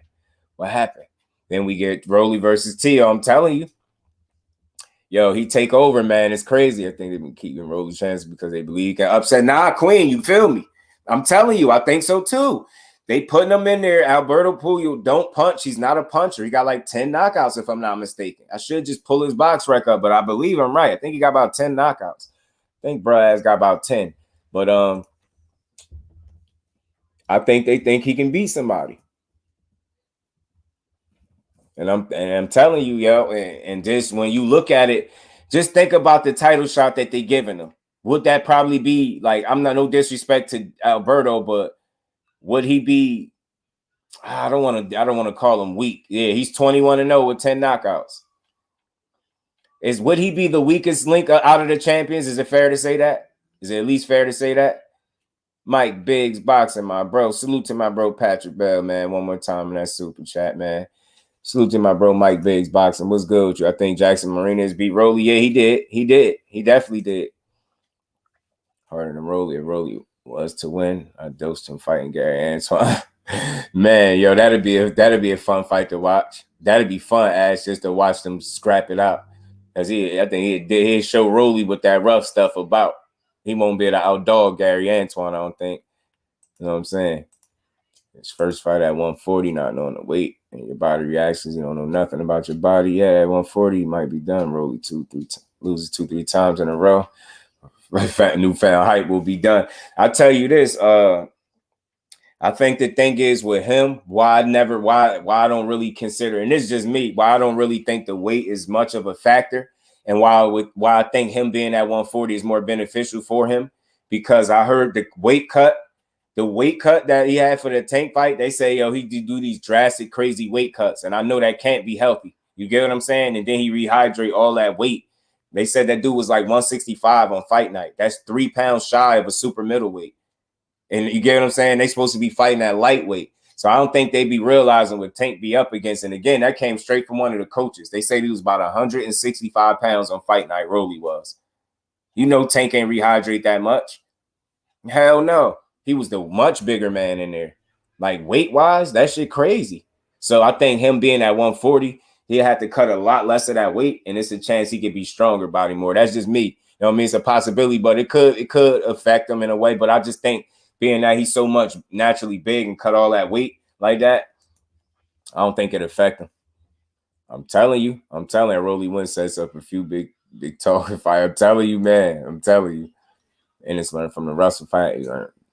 Hearing you explain it, but now after we're working about moving slick footwork boxes. Yeah, now you know that necessary style could still present a set of issues for Boots, I think, honestly, but I think he'll have a much better chance at adjusting and figuring it out than he did at the amateurs, you know what I'm saying? Because he beat him three of the 4 times. He beat him like, you know what I'm saying? He beat Boots like 3 times, I believe, and Boots beat him once. The division Rolly has a belt. Most likely tweet the weakest champion. Yeah, that's what I'm saying, Bodymore. I think no disrespect to Alberto, I think he might be the weaker of the champions, maybe at 140. I think he might be the weaker of the champion.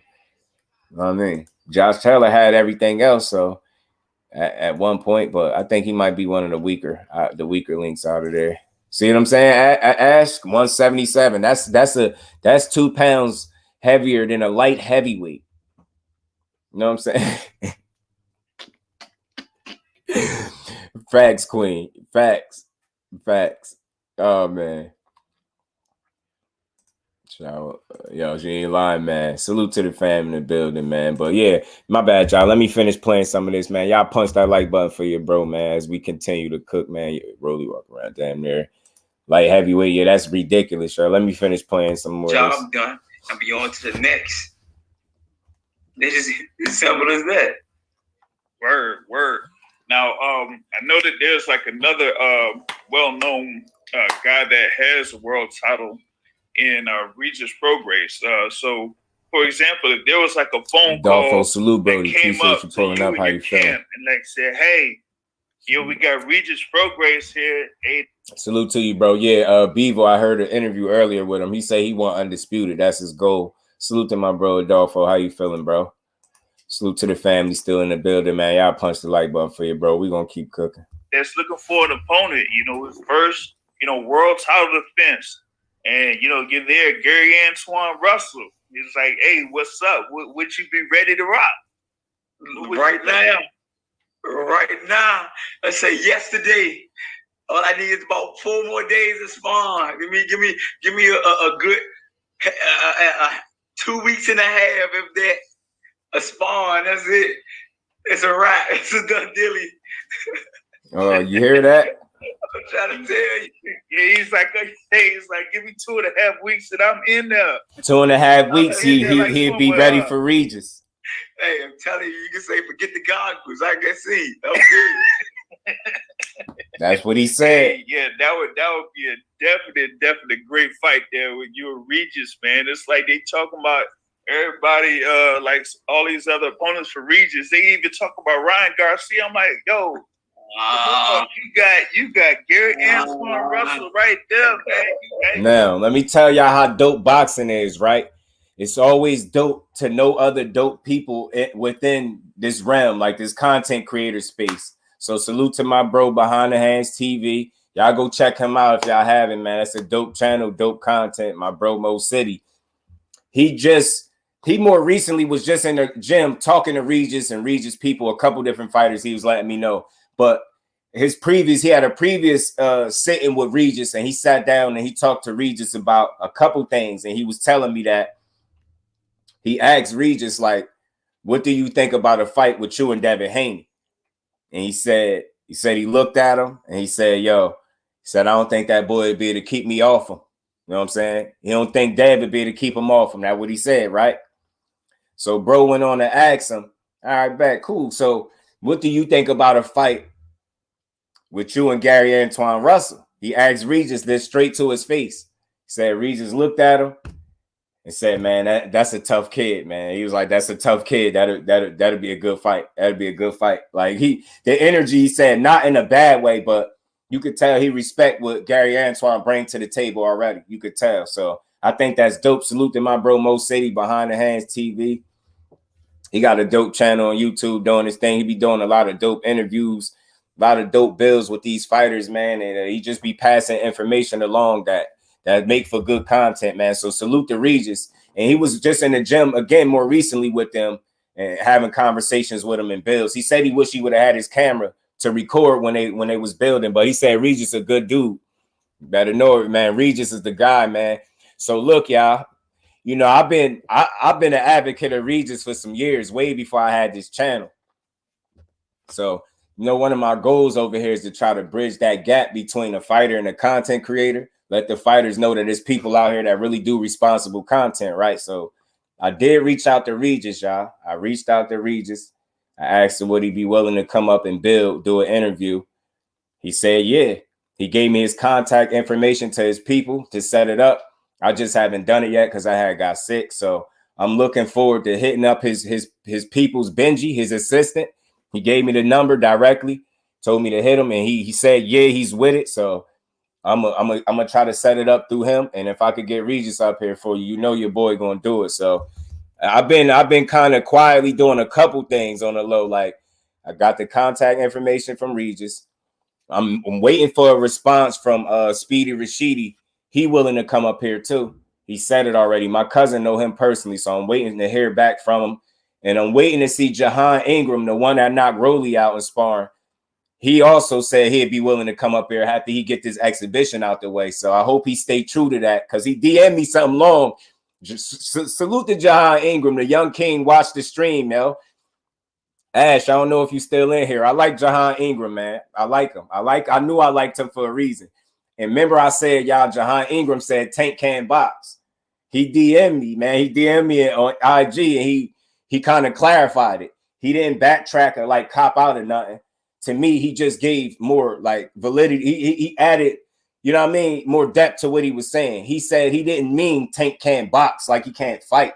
He just said like when it comes to like a Shakur or a Haney, Tank don't box like they box. So I thought that was interesting. He gave me a long DM. He said, you know, after you get that exhibition out the way, he'd come up here. So I'm trying to get Regis. I'm trying to get Rashidi and Jahan Ingram. We're gonna rock out, man. I'm trying to get them all. Because again, what's the use of talking about these fighters every day if you can't reach out to them? You get what I'm saying? So I like the fact that Regis made it easy. He could have been Hollywood. He didn't do that.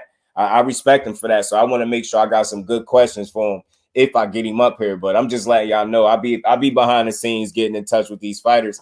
All these fighters not divas. I think you just gotta contact them the right way. You know what I'm saying? Some fighters you can hit in the DM, and I'm gonna try to get Shadeja Green up here. Salute to Shadeja Green, because not only did she watch my video that I sent her, she gave me credit on her live. She gave me credit on her live for I called her the best kept secret in boxing. Now they trying to steal it, but she made sure to tell everybody on her live that I gave her that name first. So I just respect her for that. That's dope. But yeah, Ash, I was just saying, Jahan Ingram, he said Tank couldn't box. He clarified it. Yeah, he said just like a Haney and Shakur, Tank don't box like that, but not that he couldn't box. So, you know, maybe, you know, if I could get him up here, maybe I ask him about it. He'd chop it up. I like his energy, man. And he did watch some of the stream. He saluted me, and we gonna see, man. We're gonna try to build with these fighters, man. Not all of them are divas, and some of them seem like some genuine dudes. So again, I'm gonna reach out to some of these dudes and rock out with them, man. I'm gonna see.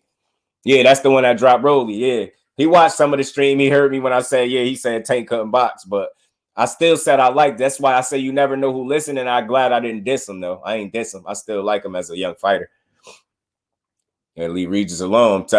Regis dangerous, yo. That's one of the questions I'm thinking, like already in my head. Like, why was you so mad before that title shot? Because Regis wanted to beat everybody up, bro.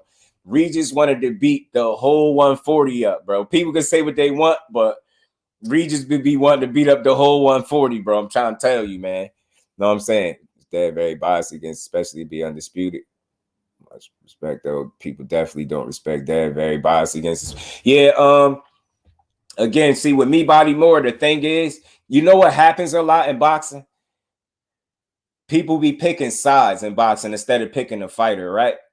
Like picking a fighter that you think will win. So a lot of times when they be speaking about Dev and Tank and Shakur, like Shakur, my favorite fighter, hands down. Like I say that to anybody with no problem, but you'll never see me be biased for him, right? You get what I'm saying? Those dudes all present a certain set of challenges for each other, right? So I think a lot of times when people get to comparing them, they make it personal. And I had something I had said about them before. I said, yo, we so busy arguing about who would win between Tank and Dev and Shakur, and if belts matter, if they don't, that we really kind of miss sight of the fact that we got three superstars in the sport of boxing, essentially performing at the highest level, at the top of their profession, and they all kings, they all winning. That means boxing is winning. And anytime they get in the ring with each other, boxing is going to continue to win despite whoever wins. You get what I'm saying? I really don't care. I want to see every last 50-50 fight that there is possible to see in the sport of boxing. I don't give a damn. I want to see Shakur Stevenson fight every single fighter that people feel like it either beat him or give him trouble. I want to see. I want to see how good he is.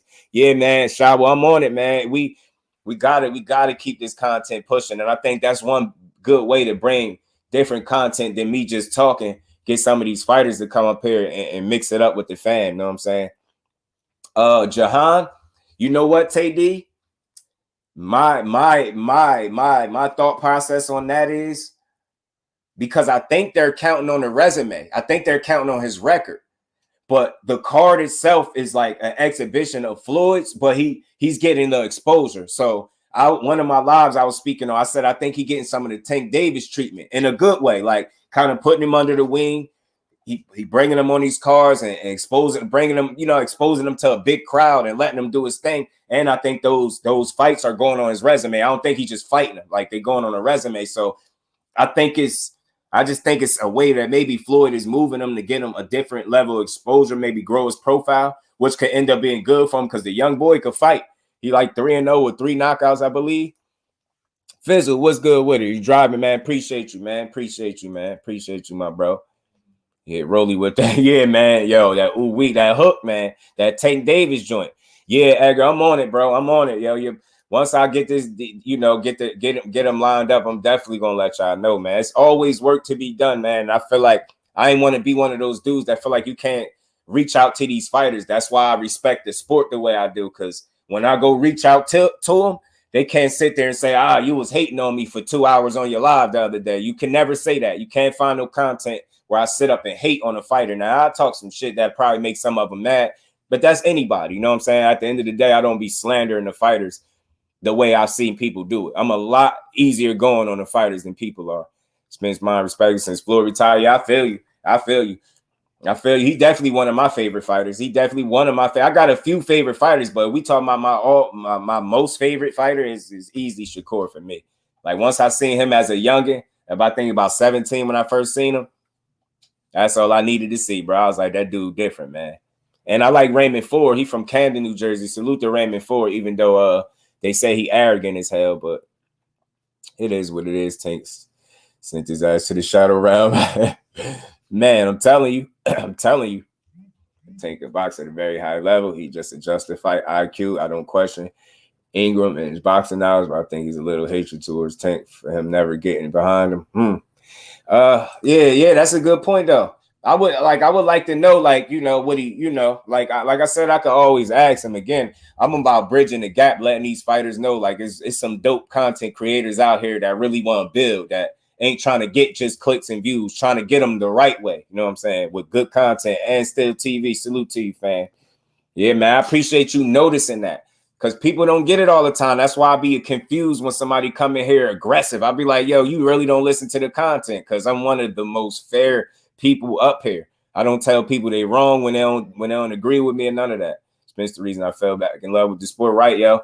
Yeah, man, for me, watching Clarissa Shields in the Olympics, you know what I mean, doing her thing, like, sparked me wanting to love women's boxing way more. I tell you that, I'm not gonna lie. She made me love it way more. And as far as I got into boxing with Tyson, bro. I tell you, I was born in '86, so Tyson was the fighter that I grew up watching knock people out. I believe so, bro. I believe he is.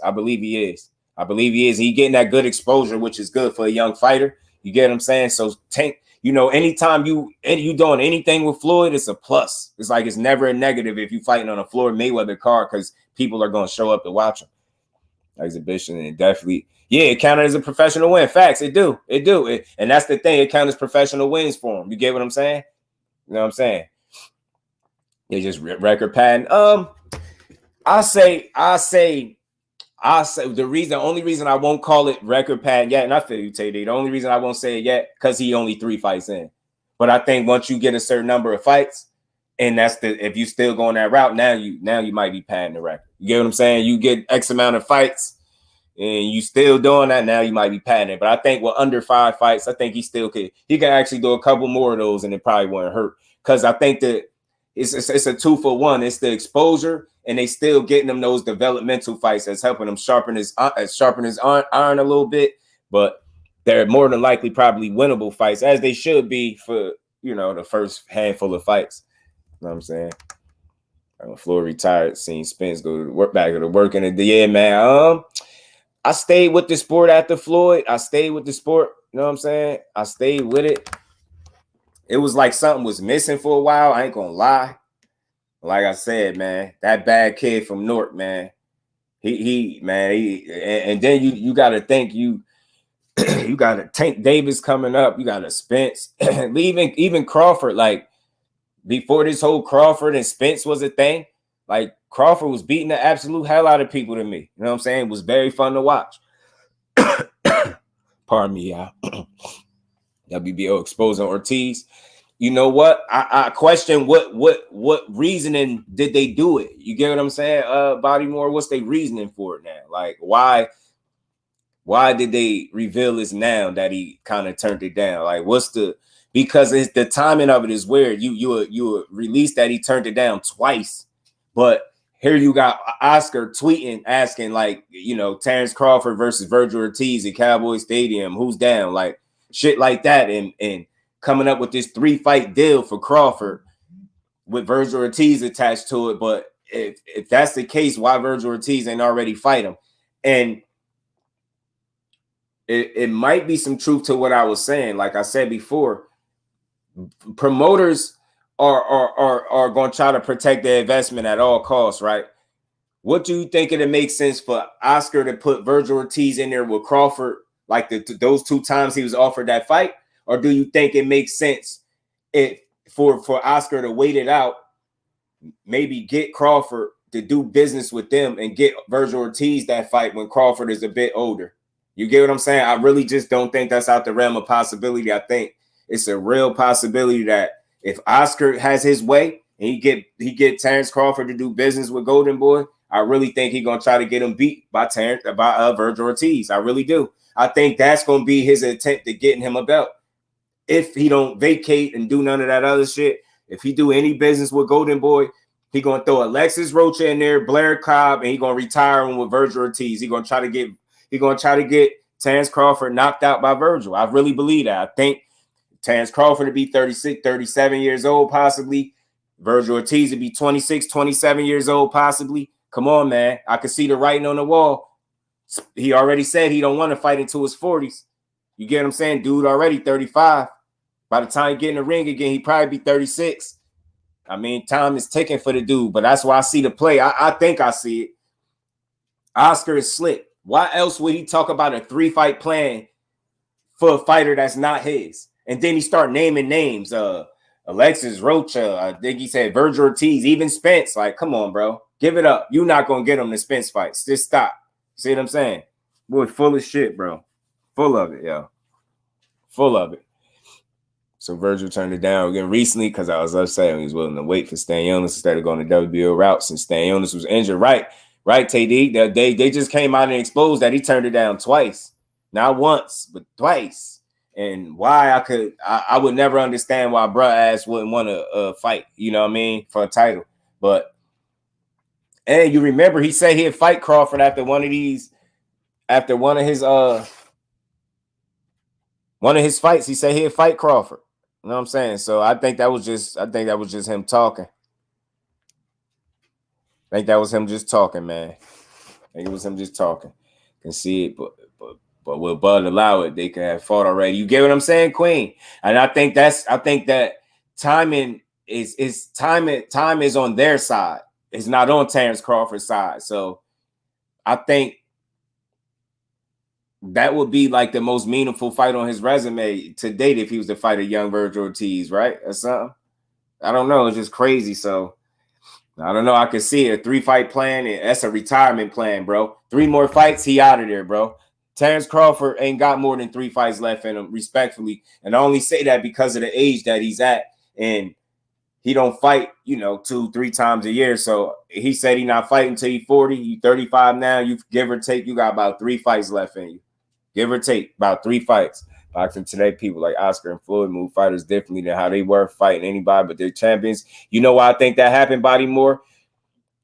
Because they be protecting their investment. And instead of moving the way they was moved, you know what I'm saying? They thinking about their bottom line, I think, and protecting their investment. And I think Floyd caught a cheat code with Tank. Let's just call it what it is. He was able to bring that man, put him on his platform, put him under the wing. And Tank was in there knocking people out. He had an instant star. It was like instant match made in heaven. So I think when he seen that Tank was able to generate, and this is respect to Mayweather Promotions. I ain't got to bash him the way everybody do it. This is just a theory of mine. You know what I mean? I think once he seen that he had a guy in Tank Davis that could generate that kind of revenue without having to take the most biggest risks. And you got to think, what was Floyd's mentality toward the end of his career? Toward the very, very tail end of his career? Take the least risk for the biggest reward. And I think that mentality carried over into him promoting and moving Tank. And I think as a result, you mix that with the fact that he was able to market this guy, his knockout power and his skill. You know what I mean? There's just the Tank Davis mystique, bro. Like, it worked for him. And I think he's seen that. And instead of challenging him the way he was challenged, instead of him risking the possibility of Tank Davis losing a fight, like, it's very weird to say you got the biggest star in boxing and the baddest fighter in boxing, but you're moving him in the opposite direction of the smoke. Meanwhile, fans are not seeing that, but they're criticizing Tank for not taking control of his career. And then when he do it, people still complain. So it's like, I think when he was under Floyd, I think Floyd was trying to get him the biggest bag for the path of the least resistance. I don't want to say least resistance, but he wasn't putting him in the most absolute difficult fights possible, if we being fair. So he was challenged along the way, but I think Floyd seen dollar signs. And I think as a result, he moved a certain way. And the reason why I'm saying this, because how could you say you got the cash cow in boxing? How could you say you got the baddest fighter in boxing? How dangerous, how good he is. He a bad MFer, right? All that. But you're telling fighters like Haney and Shakur, don't worry about Tank. Y'all need to fight each other. Why wouldn't they be worried about the cash cow? They want to make money too. Why wouldn't they want to fight the baddest MFer in boxing? You get what I'm saying? They want to be the baddest too. So it's like that mentality showed me that you were moving them the opposite way. Now him cutting ties is his opportunity to move back the way we want to see him move. And I think him, that card on January 7th, I believe that was the date, that was the beginning of Tank 2.0. Now we can criticize and critique his moves accordingly, because you can no longer blame Mayweather Promotions or Mayweather for moving him away from the smoke. He gonna move himself to the smoke because I believe in him. I really do. Miss Joette, salute, Queen. Appreciate you for the super chat. If Tank and Shakur fights right now, who wins, man? Don't do that to me. Don't do that to me. And we ain't never got to box again. Well, right. well. I already been getting these bets, but now it's time for you to get your just due. Yeah, man. Salute to you, Queen. Appreciate you in the super chat. I'll say this right now, man. If Tank and Shakur fight right now, it's a 50-50 fight. I'm gonna always say that. Respect to both of them. They both got the best chance at beating each other. I truly believe that. That's no fans, all fanship aside. I don't care how much I like Shakur. That's my absolute favorite fighter, right? They got the best chance to beat each other. And what I mean by that, if there's anybody that can potentially avoid a Tank Davis punch for 12 rounds, potentially one of those punches that will shut your lights out, those punches that end the fights for him, it would be Shakur Stevenson. I think he has the best chance to do that. Whether or not he will do it remains to be seen, right? I feel like if it's any fighter that has the ability to crack Shakur's defense within a 12 round duration, it's Tank Davis. You get what I'm saying? That's a true 50-50. The set of danger that they present for each other is very, you know what I mean? It's nip and tuck. You got a guy that can shut your lights out, but you got a guy that can make you miss and make it very hard for you to catch up to him. But at the same time, just being fair to the overall fight itself, Shakur get hit 5.1 times a round, right? Right. There's nobody at 135 that can hit Shakur 5 times a round on par with where he get hit and knock him out, in my honest opinion. Nobody at 135 but Tank Davis, respectfully. That's the only guy that I think if he's able to land on par, which is that 5.1 times around, inside of that, I think he has the ability to possibly stop you if anybody. Pardon me out. So I think that's the best way I can answer. That's a true 50-50. The danger is on for both of them. The question is, can Shakur avoid the power for 12 rounds? Is his defense that elite to avoid that danger for 12 rounds without getting stopped? And, can Tank penetrate the best defense in boxing, statistically the best defense in boxing? Can you penetrate that and stop him? And I think that's the fairest way to answer that. Like, them dudes, that fight, that's a 50-50. And I will say this, Shakur and Dev are, I always say, they on the record for saying Tank it'd be their toughest fight. So salute to the Queen in the super chat. I hope that made a lot of sense for y'all. Fight bums in his contract. Right. It's disappointing. Stan was upset. Oh my God, what happened to Virgil? Yo, what if he get upset, yo? Not taking the fighter's cap. Right. Right. And that's crazy. It's crazy that he did that. Making the duck and cherry pick culture. Right. It is, though. It is. I'm take my KO 6 rounds max. People love to talk about how fast Ryan is. Ask Khan how that works out. Right. Because what beats speed, son of God? Timing. And who got some of the best timing in boxing? Better chance of an upset. Ryan Garcia, Caleb Plant. Caleb Plant is a far more proven and more experienced, better fighter. More versatile, more talented, definitely more skilled than Ryan Garcia. No disrespect to Ryan Garcia. Caleb Plant got a better chance for the upset than Ryan, to me. I think Ryan stops. I think Tank stops Ryan is 7. If Ryan comes in sharp. Yeah, right. He gonna meet his demise. Ryan gets slept either way. 1st, 5th, or 12th. He going night-night. He going night-night. Facts. Plant definitely has a chance. Right. Salute to the Queens, man. Salute to the fan, man. How many southpaws that Shakur fought? I don't know. Good question. Maybe a couple. I want to say a couple right off the bat. I want to say maybe 1 or 2. You know what I'm saying? 1 or 2. You know what I'm saying? But yeah, that's the fairest way. Like, that's the difference. Like, I guarantee y'all something. And I don't think I'm doper than nobody when it comes to content. The only reason I consider myself dope because I care about the box. I love boxing, right? I guarantee you won't hear nobody explain that fight between Tank and Shakur the way I just did it without leaning towards one fighter too heavily. Now, if I never told y'all that Shakur was my favorite fighter, by the way I just broke that down between them two, you wouldn't know who was my favorite fighter. My opinions are never biased. I'll be as fair as I can be to the fighters. You will never, and I can guarantee you never going to hear nobody explain a fight between them two the way I just did. I guarantee you. And the same thing when it comes to Devin Haney and Shakur. Yeah, I already hear people be like, Shakur too flat-footed for Devin Haney. That's bullshit. Did you see that sparring? Did he look like he was too flat-foot there? I just hear a lot of, you know what I mean? So I think some of the most fair, realistic breakdowns, I think, when it comes to the assessments of how these fights turn out. And then Tank, the last man standing. Yeah, right. And then he know it, and he said it. He said Tank special. It came out his mouth. Like, you could be mad or y'all can really not be cool. That's cool. But y'all, as long as you have respect for him, you don't have to like him. But you gotta respect him enough to know how dangerous he is in the ring. And Shakur understands that. So I think he good, when it comes to Tank. And I seen him more recently. They try to ask him a Tank question, and he dubbed it. He ain't really want to get into it. So I appreciated that. Don't even keep the fake ass beef going. Don't do it. For real. I'm telling you, always get credit where it's due. And that's why I feel like what makes him one of the best fighters in boxing, because he knows how to give credit where it's due. A lot of fighters don't know how to do that. That's what makes him great. He recognizes greatness in other great fighters. Look how people talk about Dev. He'll tell you how good Dev is. Look how people talk about Tank. He'll tell you how good Tank is. Look how people diss Keyshawn. He going to tell you how good Keyshawn is. And the list goes on and on. Look how people was just dissing Richardson Hitchens off a shutout, a masterclass. But look how Shakur Stevenson will tell you Africa, one of the best fighters at 140. He ready for anybody. You can't name too many fighters in boxing that right off the bat undeniably give everybody they just do. He give all these dudes their credit. If they nice, they nice. And that's what I think makes him special. He understands he's not the only guy that's nice in there. These dudes is nice. Tank is special. Dev is special.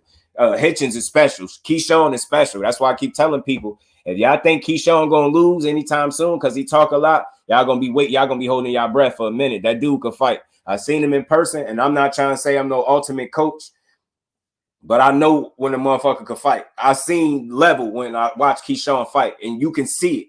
When you see the TV do something different when you watching a fight. When you physically there and watching it, it's a different level. I'm trying to tell you, like, it's a level from seeing Keyshawn perform to seeing Shakur in there. The first fucking punch. Like, it's just different, man. It's when you see that shit live, it's different, bro. Keep in mind, Shakur got offense too. He not all defense. So, yeah, Tank gonna have to avoid being swelled up because he could take a punch, but his face almost marked up at the end of the fights. Right, that's a good point. Right. Kurt, my bro, how you feeling, man? Appreciate you pulling up. How you feeling, Brody? Yeah, that's a good point, A1. Facts, though. Right. That's why I say the challenge that they present for each other is by far, like, that's box office shit. That's tense moments. You like, yo, Shakur is good, right? But you've seen him get hit. you know, if Tank lands some of the same punches that Oscar Valdez landed, it could be the end of him. Because I'm a realist, I know that. But I know him going into that fight with him. If you ever seen him be on his P's and Q's defensively, I think that would be the fight to do it. He would truly get up for that because he understands the danger. Not too many people you could be having success as ebbs and flows, y'all going back and forth, and then the man land 3 punches and the fight is over. You don't even want to fight no more. That's crazy. That's not even fair, bro. That's why I be saying that Tank shit is different. I'm gonna say this: what makes him like a ace in a hole is not that he's just power. I said this before. The fact that he has that much boxing ability with that power makes it crazy. Because that means skill for skill, he's going to be able to compete with you. I don't give a damn what nobody say. Nobody is just going to pitch a shutout on Tank and just run him out the ring. I don't see that. Not these. Everybody get hit, bro. You're not going to just win round after round after round after round. He's not going to figure nothing out. Like I seriously doubt that. That's like asking to see something you never seen. All of these dudes get hit. So if all these dudes can get hit, and it's safe to say Tank better than all these dudes that these dudes fought, he got a good chance at landing a punch too. And that's just me being fair. But Shakur is my guy. You know what I'm saying? Ultimate test for the best fighters around his weight class shows. Listen. That's why when I know how to talk about them kings without being emotional. You know what I'm saying? That's why, you know what I mean? You make a great point. The fact that you got multiple people saying who their best fight or their toughest fight or their biggest fight would be speaks volumes about Tank. And that's why I tell you, the belt don't determine the fighter. I feel like Dev is a quality undisputed champion because I feel like he moved the right way.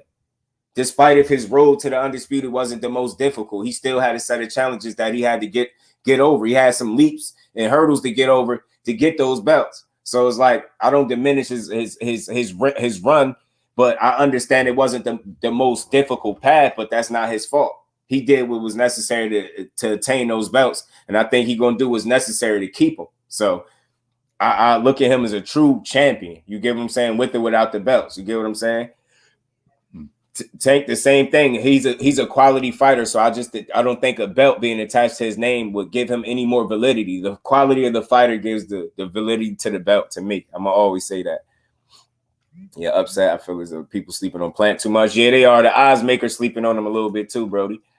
Really wouldn't call it an upset if Plant wins. I feel that. The reason I feel like that, I say upset, and again, I was saying this too. I feel like just because somebody's an underdog or a favorite don't determine, like, you get what I'm saying? Like, it's still a 50-50 fight. So yeah, I get you when you say it's not an upset, and I don't think it'd be a true upset either. I don't. Something like that when Shakur beat Tank. He hasn't been prepared to fight that level, in my opinion. No thanks to Floyd. Yeah, it's possible. It's possible, but I think he got a lot of work in there, and him just being a true athlete and things like that. It's gonna be like what's interesting about this. If we ask the question, out of them 3, none of them fought a guy equal to their own skill level. Respectfully, none of them.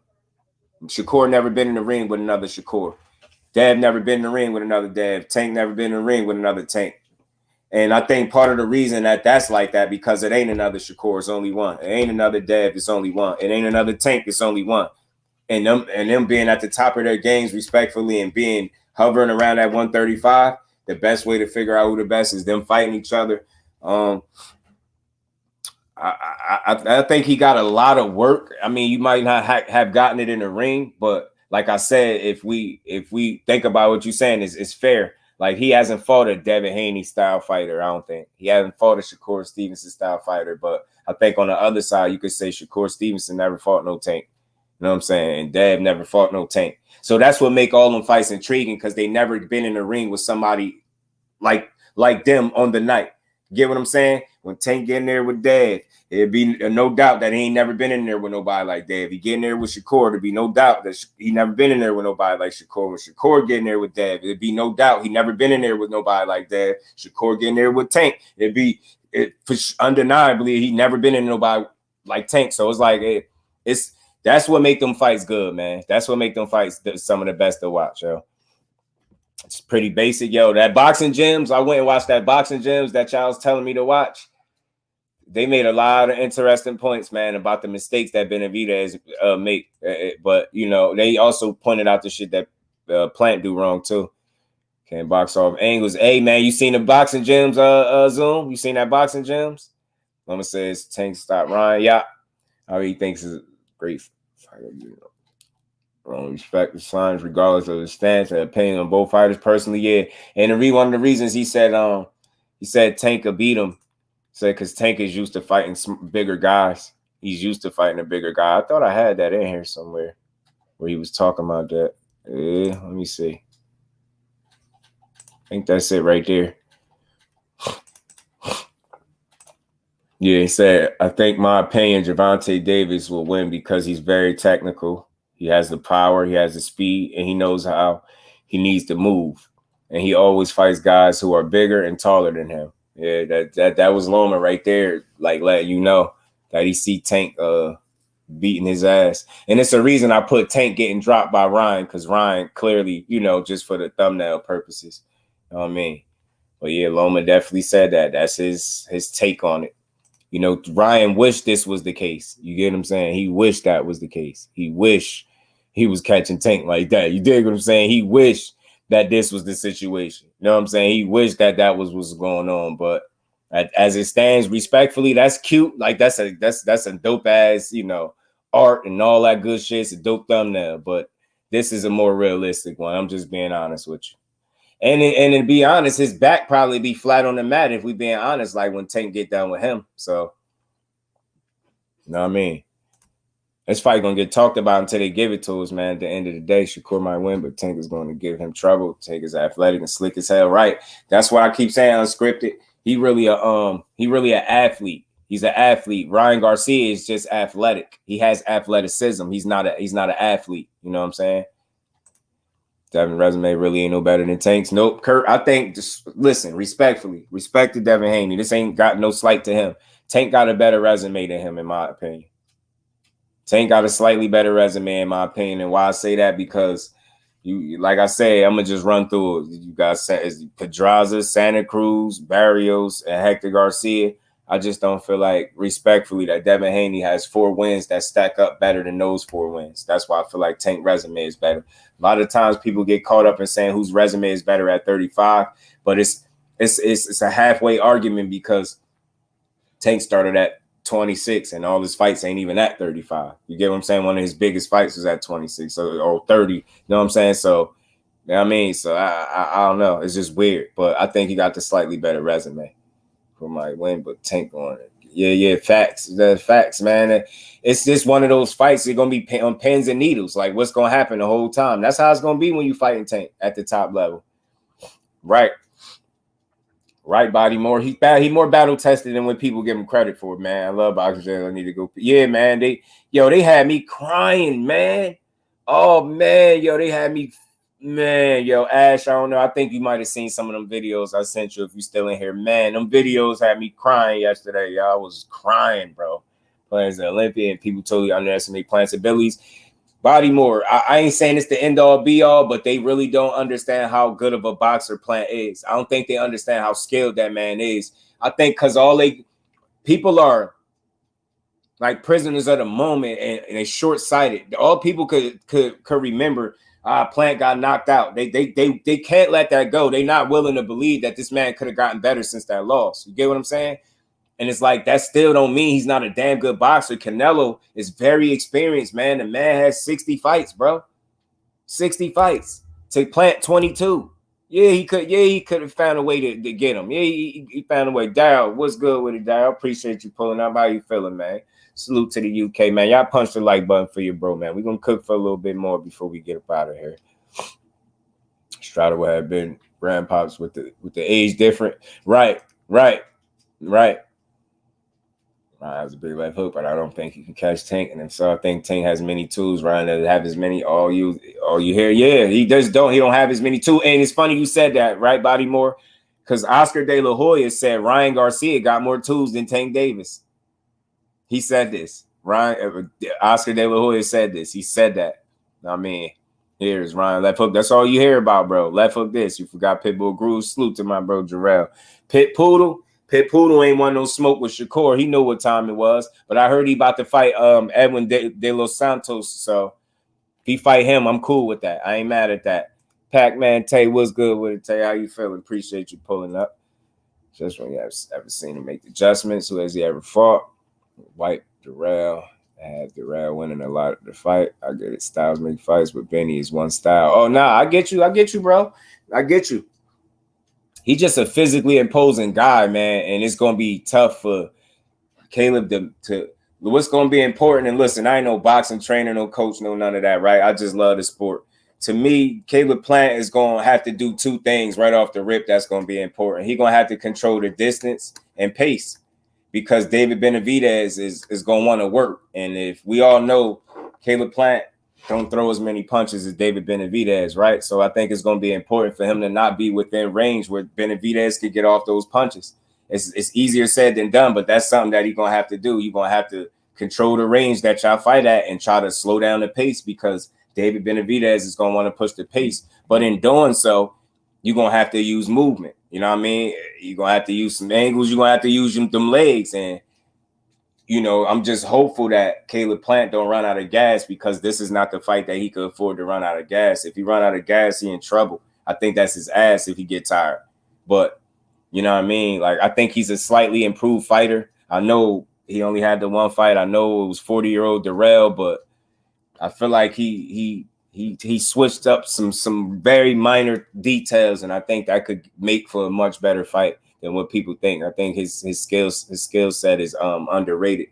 Because again, a lot of times, like for me, all I hear people saying when they saying Benavidez is gonna win, even Canelo. Like I was waiting, I was almost reading his mind before he said it. They asked him who he think gonna win. Of course, I knew he was gonna say Benavidez. They asked him why. Because he's much stronger, he's big, he's fast. It's all physical. So again, y'all, I'm not saying David Benavidez is not a physical specimen. He is in that ring, right?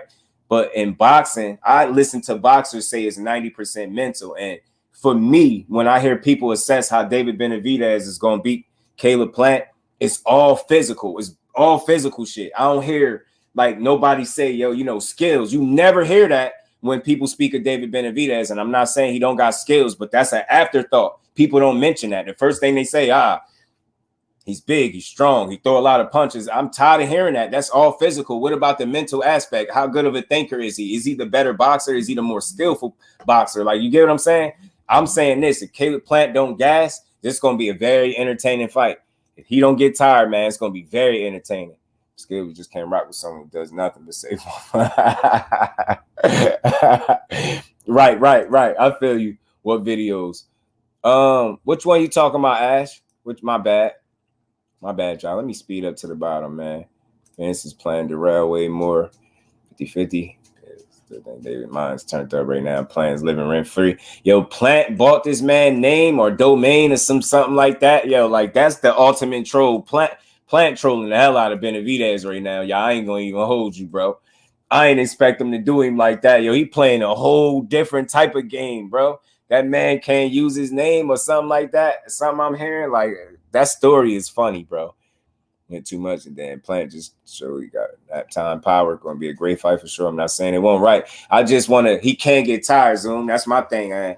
I'm going with Plant just because I was going back and forth with the family. I really didn't have a dog in the race because I like both fighters, right? I support boxing, so I like both guys, but I'm going with Plant just to talk just to make it interesting. We can't all pick the same person, right? So I felt like everybody was starting off with their Benavidez picks. So it's only right that I put up some resistance and tell y'all Caleb Plant about to pull off this upset, which really ain't going to be an upset because he about to show all y'all how good he could box.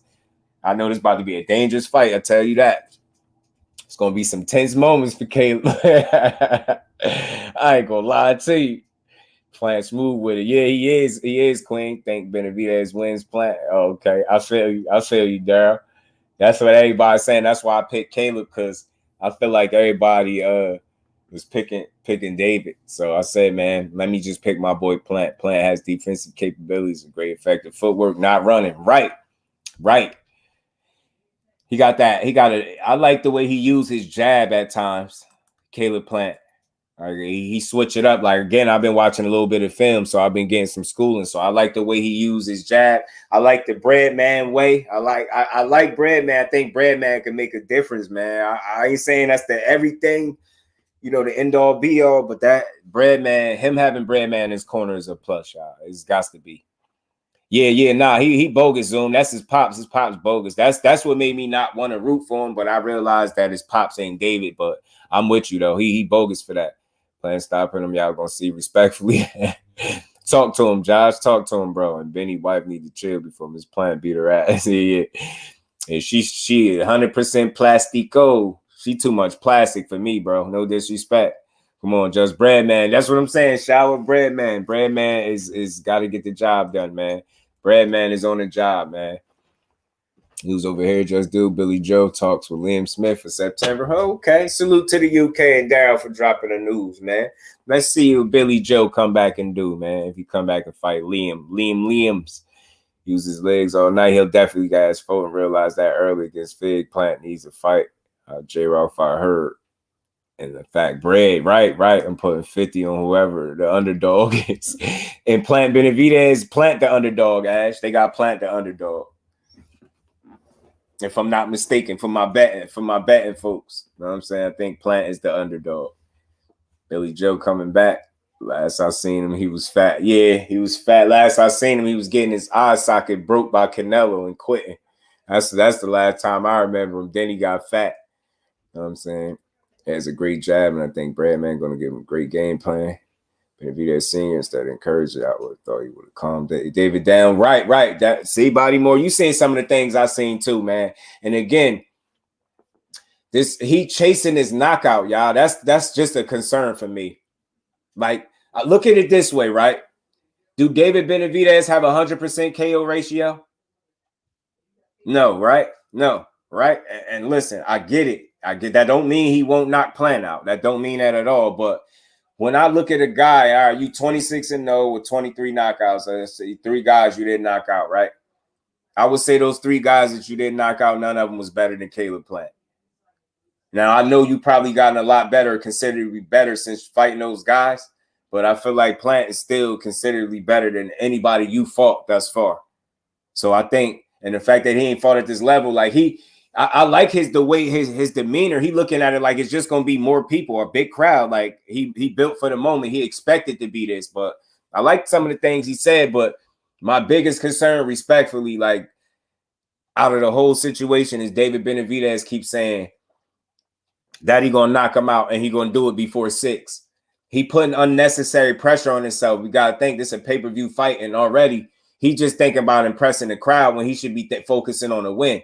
So again, this could motivate him more, like he said, to go out there and put together a great performance and stop Caleb Plant before 6, or stop him at some point in his fight.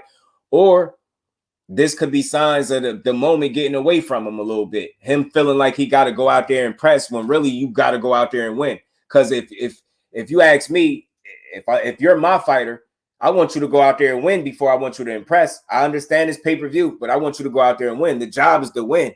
Now, I mean, and if you can be impressive while doing so, then yeah, do it. But you get what I'm saying? Like, if you got to take the Devin Haney approach, and no disrespect to Devin Haney, he even said it. He won that fight, especially the first time around, with a jab. He said it himself. You get what I'm saying? So, win that fight, bring out the necessary tools for the job, and get the job done, man. Don't go in there trying to please the crowd. And why I say that, because we just seen Boots Ennis do that. And as a result, he didn't listen to his father and some more shit. The moment got away from him, I believe. And he had a guy, he wasn't fully prepared to deal with a guy that moved that much. Next fight is going to be Andre. Oh, yeah. Fights Drew Bing Smith talks hell for 3 weeks. Billy said, good stuff, Alex. Good stuff, bro. I come in mad. Yo, I'm telling you, Aisha, yo, he better not come in there emotional. He better be passionate when he fighting, not emotional. It's a difference.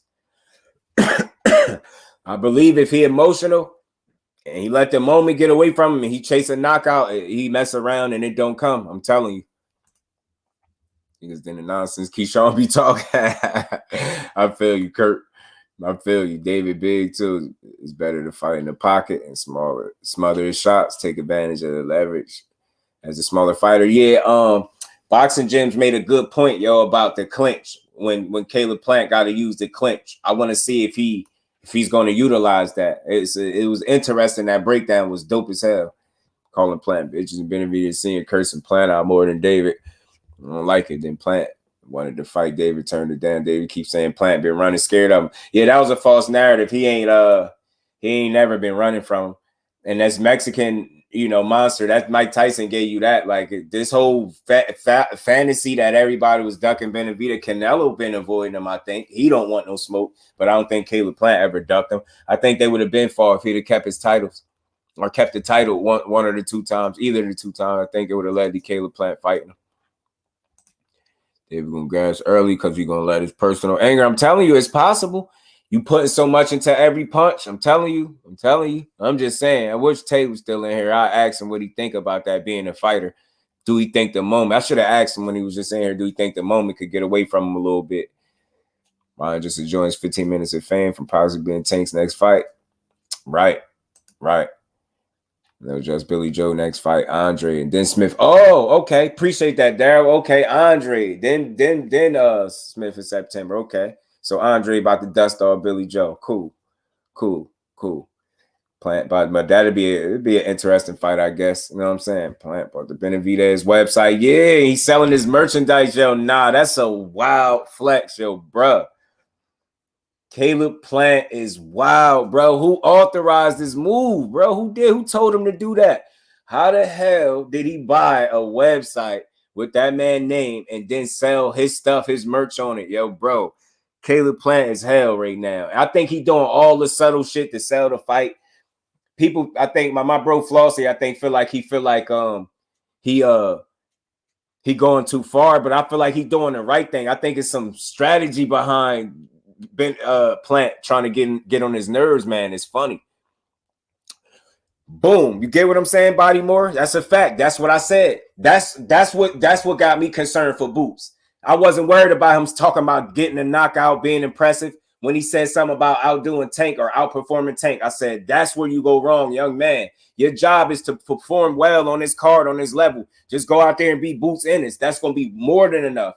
That, and you being yourself, maybe that performance outperforms Tank Davis. You get what I'm saying? But the thought process that you had to outperform him, chase the knockout, the moment got away. Look how he pulled up in the Lamb truck or whatever it was, like a superstar. He ain't had that type of treatment before. I think the moment got away. And more so because he ain't listened to his dad. And he even said he should have listened to his dad more.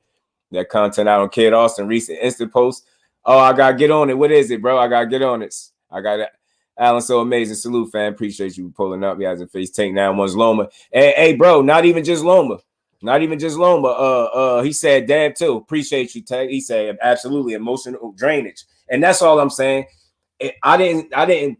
At first, it started off as like maybe he just passionate and a little angered by Plant. But then it just started looking emotional when he kept saying, oh, you could have got it in the hallway and this and that. And they whole camp is like, you want to do something to that man outside the ring, you might be a little bit too emotional, bro. And I just think it's a real question. It's not the end all be all, but I think it's a possibility that dude could just be a bit too emotional.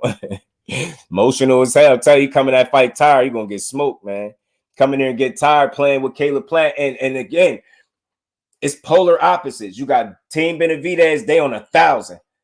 They really, I think they might be sleeping because I think they feel like because Caleb Plant ain't talking super crazy to them to their face, I think they might think he's scared.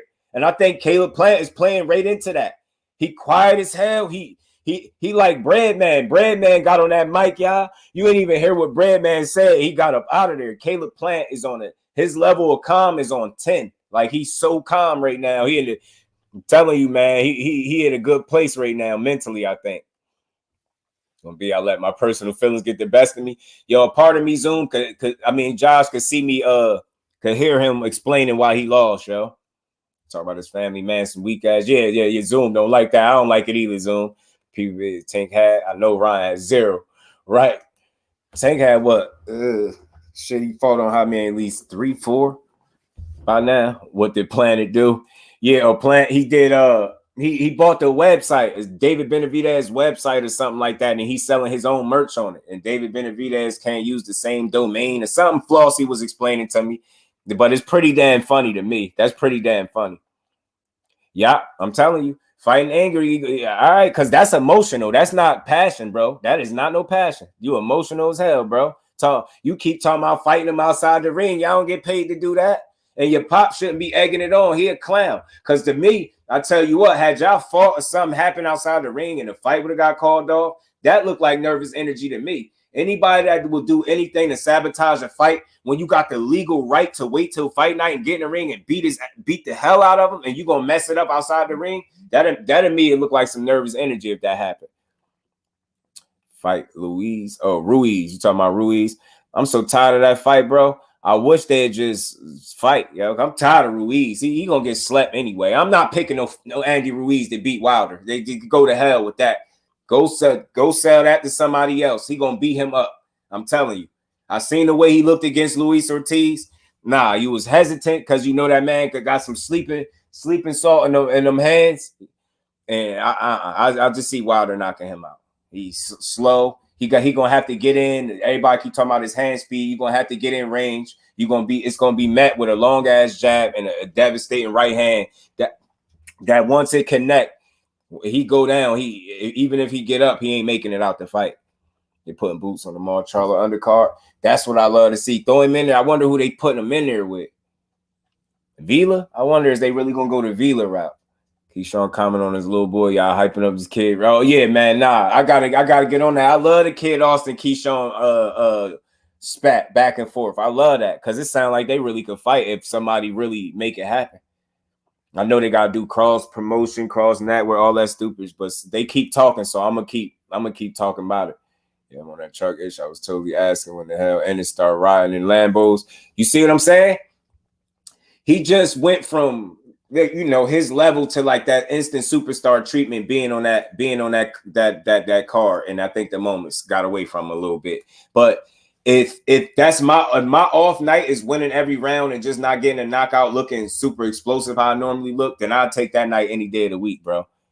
Breadman Zenny, I'm telling you, he's so calm, yo. He's so calm, and Caleb Plant adopted that energy, and I think that's gonna help him in the fight. I think it's gonna help him.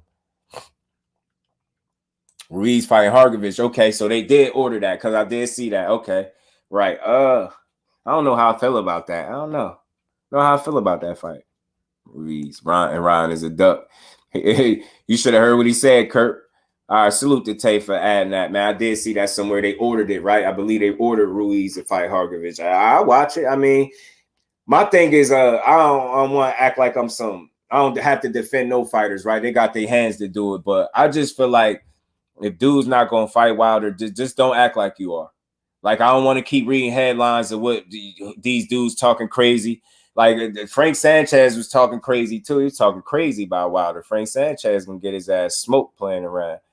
Heard it here first. Wilder will have his next fight on DAZN. That's cool. Anytime you get to see the Bomb Squad perform is a good night for boxing, bro. Oh, he said, you say false and not on no DAZN. Tay said, hell no. So is that for real? Nah, Tay said, nah, ain't no DAZN. And he ain't got shit to do with nothing. He's lying. Okay, see, he airing it from match on the offer. They're going to make biggest in history. Yeah, they make that sound good. Eddie trying to give away some more DAZN money. Eddie, they going to get tired of you giving away their money over there at DAZN too, man. They heard about what you've been doing, Eddie. Can somebody explain to me why DAZN update prices again?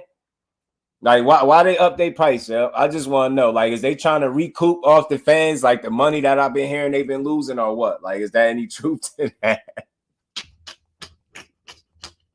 DAZN crazy, y'all. DAZN said, nah, y'all gonna pay the easy way. We could do this the easy way or the hard way. DAZN crazy, bro. Stand up to Wilder. No, I don't think his chin stands up to Wilder. Respectfully, most he can do is try to make the fight competitive for as long as he on his feet until he get caught. And I swear, I truly believe that. I'm not just saying that. I believe that. I think he getting knocked the hell out. Two. Wilder ain't losing to nobody that move like that. Look how good Wilder move. You see what size he coming in at? That's the size that people go see the doctor after the fight. That's that Arthur Spilka type knockout shit that he got going on with him right now. I don't think that's the dude they should play with. I feel like he connect on him as sleeping salt for him. I think that's why Boots on another undercard. Right. He need that. He need that again. He need to run that back. Definitely not now. Yeah. Bro said that. Hey, none of that. I don't see it respectfully. Yeah, he a free agent. Nah, we know because I listen salute to 78. You know what I mean? I listen to Wilder come up there and build, and I ain't walk away from that situation thinking anything he was gonna do anything with his own, Wilder circle. So yeah, right. He do know, right. That's why I appreciate him being in here because I know, right. And that's what it been. It's and people don't be knowing that, Tay. And then when he just add validity to it, it's like, oh, people, it's news to everybody because that goes to show you people don't really be knowing what the hell be going on. They just be assuming, especially when it come to Wilder. And salute to Drew Titan because he was on it. Like they talk the most shit about that dude, but they always talking about what he doing next. They always interested to see what he doing next. You know what I'm saying? Like I said before, man, this is where I think they want $6 billion for y'all. Yo, they gonna recoup some of that money, Shower. They gonna do this. They said we could do it the easy way or the hard way. Yeah, I got you, Tay. Definitely. I got you. Yeah. Say we could do this the easy way. Who the hell is Frank Smith? I don't know. Who the hell is that? I don't know who the hell Frank Smith is. The zone seems to always be the other promotion companies that worry about them. Eddie has subliminal messages every interview. Yeah, I'm tired of him. He just got to stop misleading the people, yo. Like, for real. He really sit up with a straight face with them blue eyes and lie straight to the camera, bro. Like, that's why I said, like, that's how you know Wilder, that guy, because they clout chase. They sit here and lie, make up stories. We going to do this. Y'all not going to do nothing. Y'all be saying shit y'all going to do and ain't even talk to the man. Like, they bogus as hell. The owner, Eddie ass is a fool. God damn it. Tay, what's good with it, bro? Yeah, what's good, my G? Chilling. I can't call it. I see you putting up, you letting him straightening him out in the comments. Talk to him. Nah, man, it's just I'm gonna touch on my channel too, but right, it's just people gotta get the lies right, man. And I'm just letting that shit build up. You know what I mean? Right. It's easy to persuade an audience when they don't have no clue or no knowledge. You know what I'm saying? Right. He hasn't even spoken to Eddie Hearn. See? Now he's spoken to Frank Smith, who's the CEO of Matchroom DAZN. Right. Yeah, he talked to them, but he ain't spoke to Eddie Hearn. Right. If Eddie Hearn know anything, it's because of Frank Smith. Oh, okay. He has spoken to Frank Smith and Dubai government, and he's also told Dubai government and Frank Smith he don't like Eddie Hearn, he don't trust Eddie Hearn, and he don't care for him. He thinks he's a snake. What's crazy is even a person in the Dubai government said that, you know what, we only do business with him, right? We only do business with him. But one of the guys said he thinks he's a snake too, but business has been good with him. Unfortunately, Dubai or Abu Dhabi, they only do business with him because they have been successful doing business with them, and they're the only person that they do business with. But here's the thing. This is what nobody's talking about. Ruiz say he wants to fight, but what a lot of people don't know is Ruiz is going broke, for one, which that's none of my business. But of course, who wouldn't want to fight Deontay? But here's the thing. People say, when is this fight going to happen? When is it going, when this and this and third? Well, when I looked 3 days after the Wilder Fury fight, after the third fight, the boxing politics was already pushing Ruiz and Wilder. They was. Mauricio Suleiman came out and said that he spoke to Wilder and he wanted to make the Ruiz fight. That was a lie. That when they talked, they didn't even talk about fights. At that time, Deontay didn't even know he didn't even know if he was coming back. He was 80% out of the game. He even said it himself on numerous different times and occasions. Right now, he come back, he fight Helenius. People question, well, why fight Helenius? Well, Helenius was also number 2, number 1 in WBA. Right. People leave out that. Well, people always said, well, he need to get the belt back, or it's about the belt. It was about the belt to you guys because y'all put that umbrella on him. It was never about the belt. It was actually just about being fair fights. Well, now the WBC, they fucked up because they the ones who kept Deontay number 1 for the last 3 years. What fighter in history that you know been number 1 for 3 years with 2 losses? Man, talk to him, man. Right? And then on top of that, now Andy Ruiz, right? Well, if that's the case, Andy Ruiz want to fight so bad. How come Andy Ruiz ain't out here helping Wilder if he truly wanted to fight to get the money for the fight?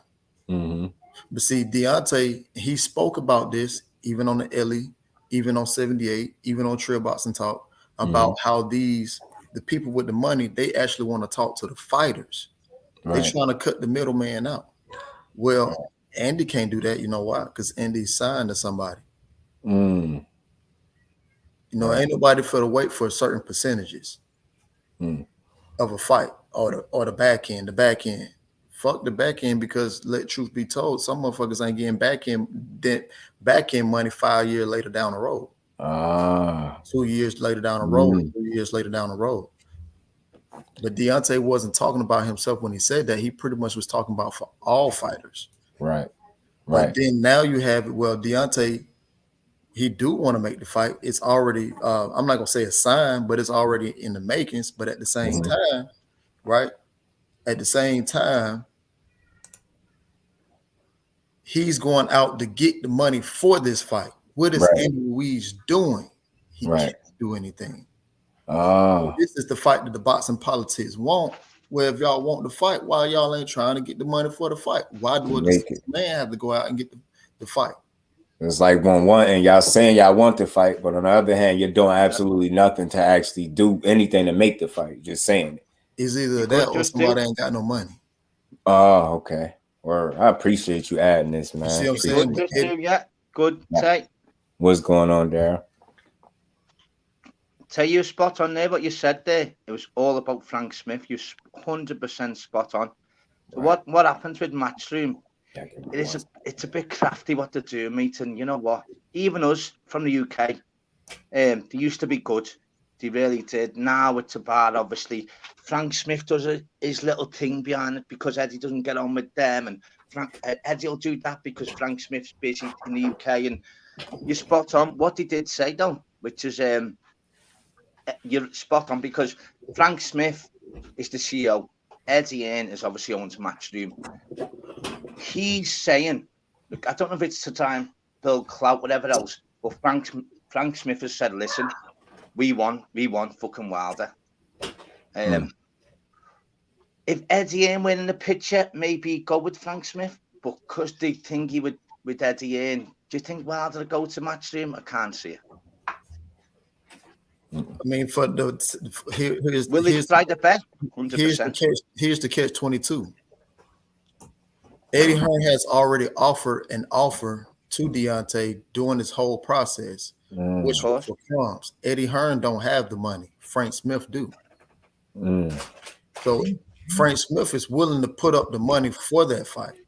Like I said before, unfortunately, the Abu Dhabi, they only use Matchroom Promotions. Now, will he sign to the Zone? I don't think it's a portion of him signing to the Zone. Will he sign to fight Andy over there? Absolutely, because that's where the money is. Andy ain't getting no money. Andy ain't out here talking to these people trying to come up with a solution. It's only one person. That's Deontay, but he never spoke to Eddie. Right. Yeah, but that's a difference in boxing now, which is just when fighters get offers, they listen. But here's the thing, and not to cut y'all, here's the thing. When you said Eddie, no, it's not Eddie. I want you to correct that. It's Frank Smith. Eddie ain't doing shit. Eddie don't know shit. He only knows what Frank Smith tell him. See, so I was right. They be talking about, it's like they talk like they got information with Wilder and they got business with him, but they ain't never even spoke to the man. So I am right, because that's why the information be so bogus. Matchroom have. Matchroom are going to be putting a bid in. Matchroom going to be putting a bid. Doesn't matter if it's Frank Smith or Eddie Hearn, they're Matchroom. But Frank Smith is only the CEO. Eddie Hearn has started to own the company. Listen. Frank Smith ain't got shit. I mean, not Frank Smith, but Eddie Hearn ain't got shit to do with this. Right. Nothing. Right. Absolutely nothing. He can say whatever he want to say. We all like to say over here in the U.S., and people who follow me, they know he's nothing but bullshit. He always have been and always will be. Yeah, it's true, though. But Frank Smith is totally different, you know. So the difference is, sure. But see, Frank Smith was the same person. Frank Smith was the same guy who came out and said, you know what, we fucked up that offer with Deontay the first time. He said that publicly. But you see a guy like Eddie Hearn, he didn't want to, but Eddie Hearn not going to tell the truth. He know that Anthony Joshua wouldn't even offer. You see what I'm saying? So would you say, Tay, regards to, what's the perspective with regards to Matchroom? Would you prefer if it was just Frank Smith, literally speaking, because are you basically sick and tired of Eddie Hearn's lies, basically? Is that what's coming out from the US? It's not even about sick and tired. He's just not. I don't know what you guys see, but all he does is lie. We see everything, mate.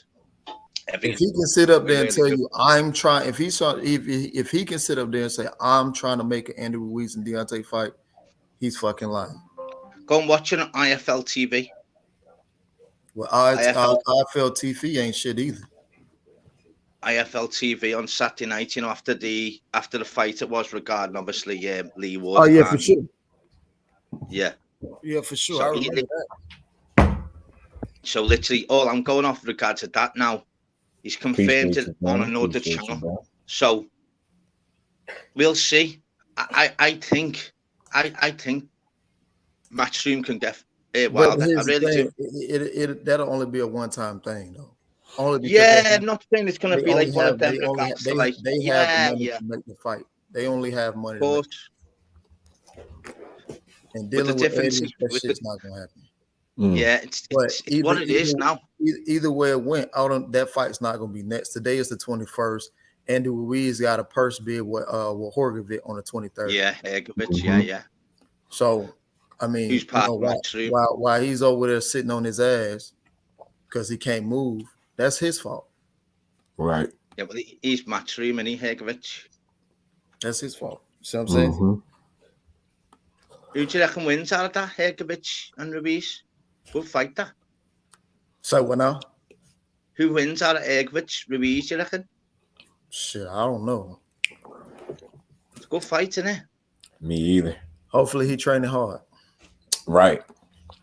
And not eating hard, because it's his discipline. It's hard to bet on somebody like Andy Ruiz. I seen him like eat himself out of a chance to retain his titles, and I think that's bogus.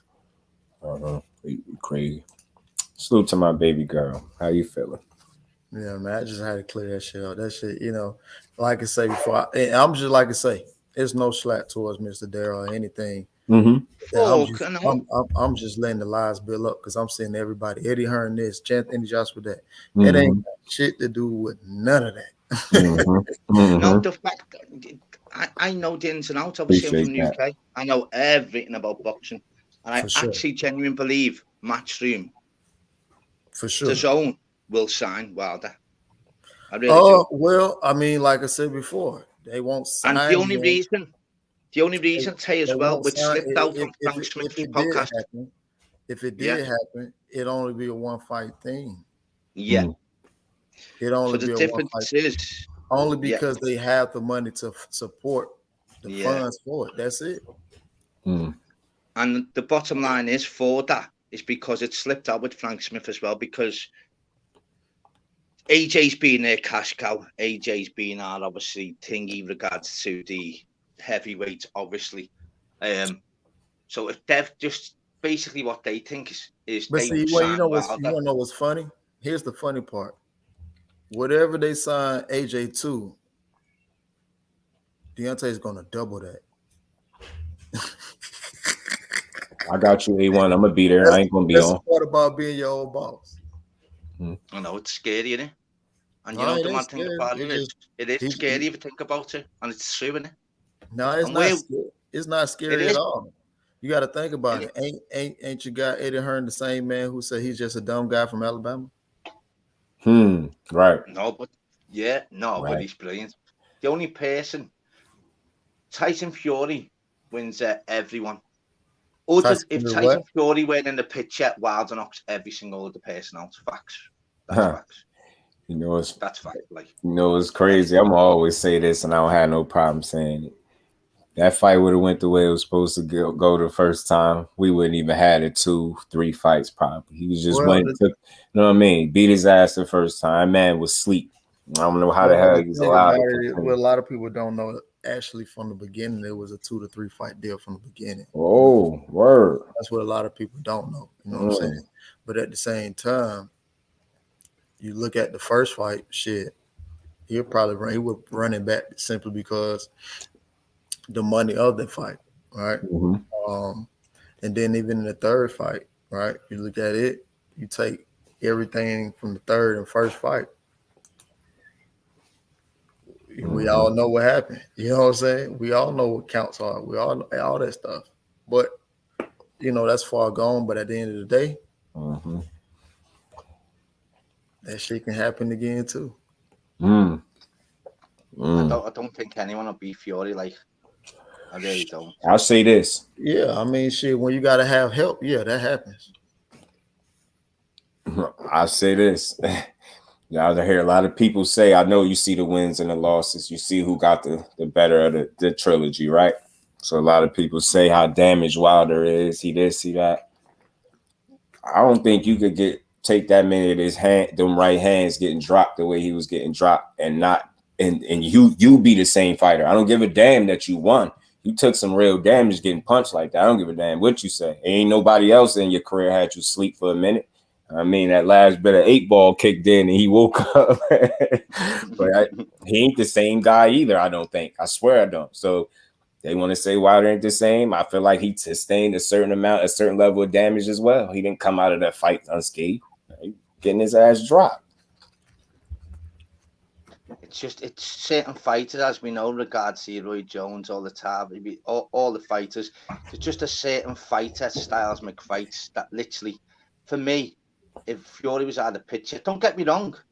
If they fought again, Wilder's, it's what we say is Fury's probably his own worst downfall. I swear to God, if they fought 5 times, I would pick Wilder every single time. I would never. I can't root for Fury. I just can't. Me, knowing what I know, seeing what I've seen, I just can't root for that dude. He just one of the fighters I can't root for him. I don't even think he's good for boxing for real. Well, we're the same. That's why we're so hopeful on AJ. You gotta think that man had a trilogy. Ain't nobody even care. Who the hell had trilogies and nobody cared about it? Meanwhile, Wilder knocking people out with setting records. What was it? 3 punches. I don't care who it was. That's just the difference between them. He could get a knockout and people still don't care. Wilder knockout. I'll tell you what, there's some good fights that's happening lately. We obviously, as boxing fans, which we obviously obsessed with, there's loads of fights though over in the US, but just need to really happen. There's too much fucking politics involved. They try to build his career off them wins. We know that. No, Wilder's special, mate. Special. He don't have meaningful fights. It just shows you that I can't rock with him. I don't like cheating. He got caught cheating. Don't nobody say nothing. They just skip over it and then keep talking about how great he is. You're not that great when you got help, extra help. You're just not that great.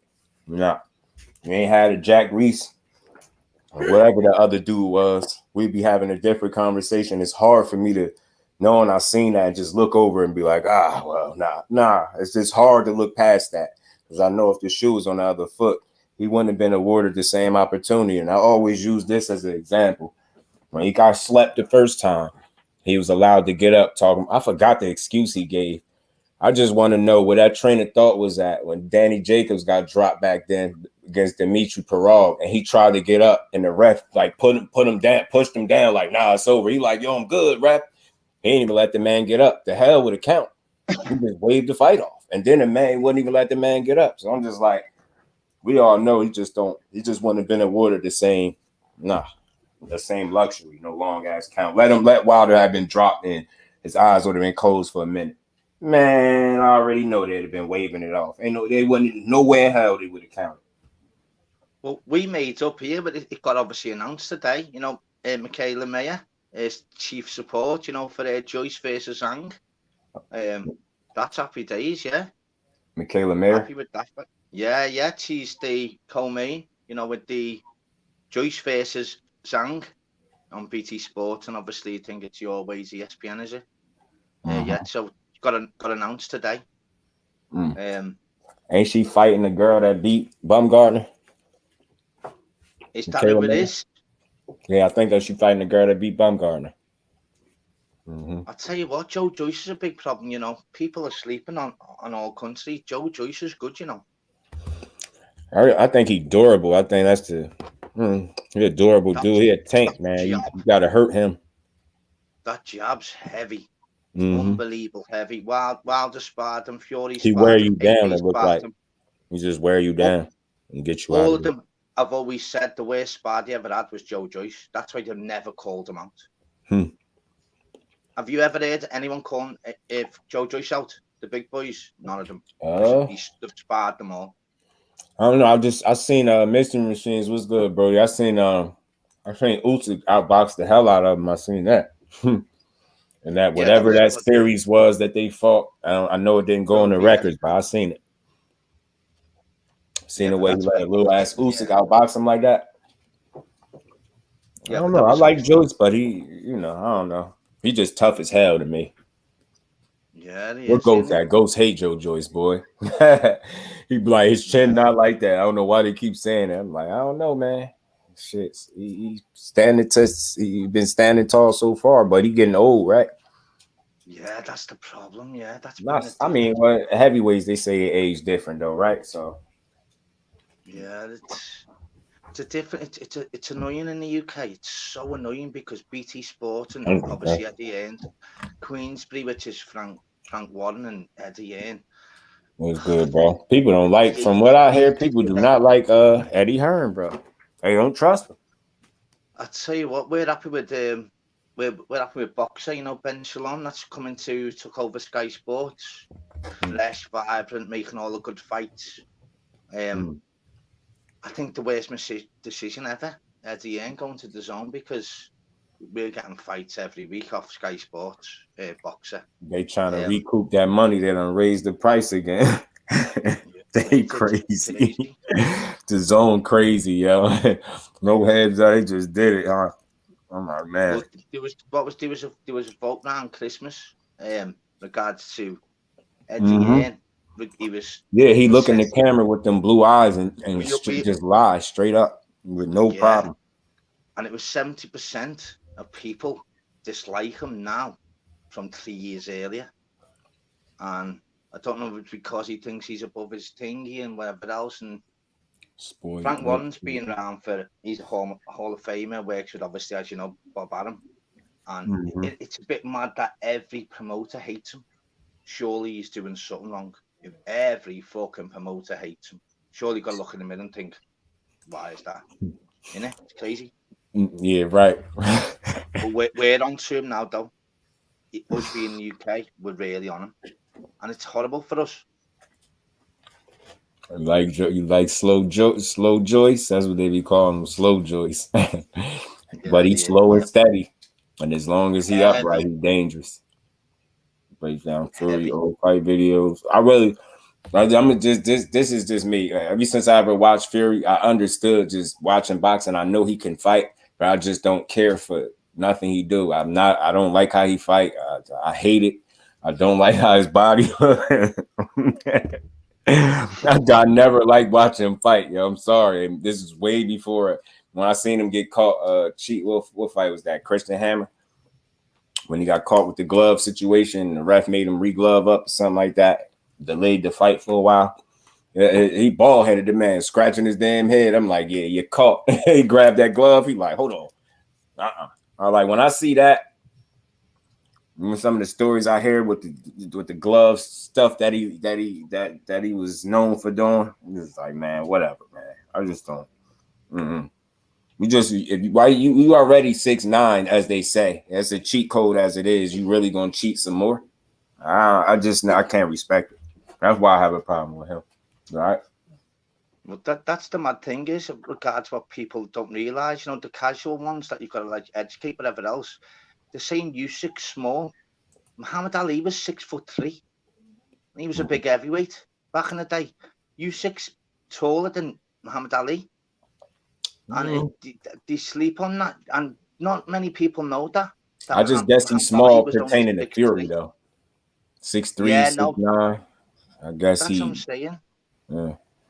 It's crazy. When people think regards Usyk small, he's actually not small. Matter of fact, don't they got another six, another tall heavyweight, but he ain't 6'9", though. He's 6'7". Hey, yo, fellas, let me go check on my daughter. I appreciate you coming up, Tay. Appreciate you, bro. Anytime, bro. All right. Big respect, Tay. Big love to the family, mate. Nice to speak to you, brother. Same to you, G. Same to you. Thank you, mate. All right. Yeah, so just do what's been happening, my mate. Still being man, you know. doing well, oh, shit. On the grind as always, man. Always, mate, yeah. Always. And you know what, mate? You love it, don't you? Absolutely love it. Yeah, I'm always home when I'm being able to talk this good boxing with the fan. So who do you reckon wins that regards to Jake Paul and Fury? It's crazy. I think Jake Paul really got a good chance of beating that man. But at the same time, I'm just being honest. It's no way he should lose that fight to Jake Paul.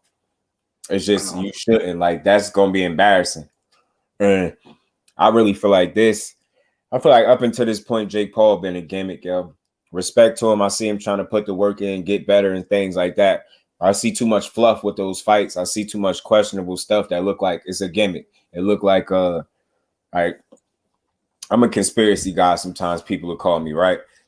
Yeah. I feel like the Tyron Woodley rematch was fixed. I feel like I seen a video where it basically looked like he allowed him to hit. It's just ridiculous. Didn't he fight Anderson Silva too?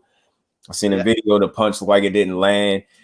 I kind of knew that he wasn't never gonna fight Hasim Rahman because I was like, you know what? That's too much of a risk. And this is my opinion. I'm like, it's not that Rahman got so much more experience. I just think that the fact that he been actually fighting for real, and I don't think he was gonna lay down. I don't think whatever they had going on, I really think people be taking dives. Like, there's other professional fighters that come out and say, like, yo, these dudes be taking dives. I don't think Hasim Rahman was cool with that. They said they had a card for him and everything or something like that. I don't think he cared about nothing they had.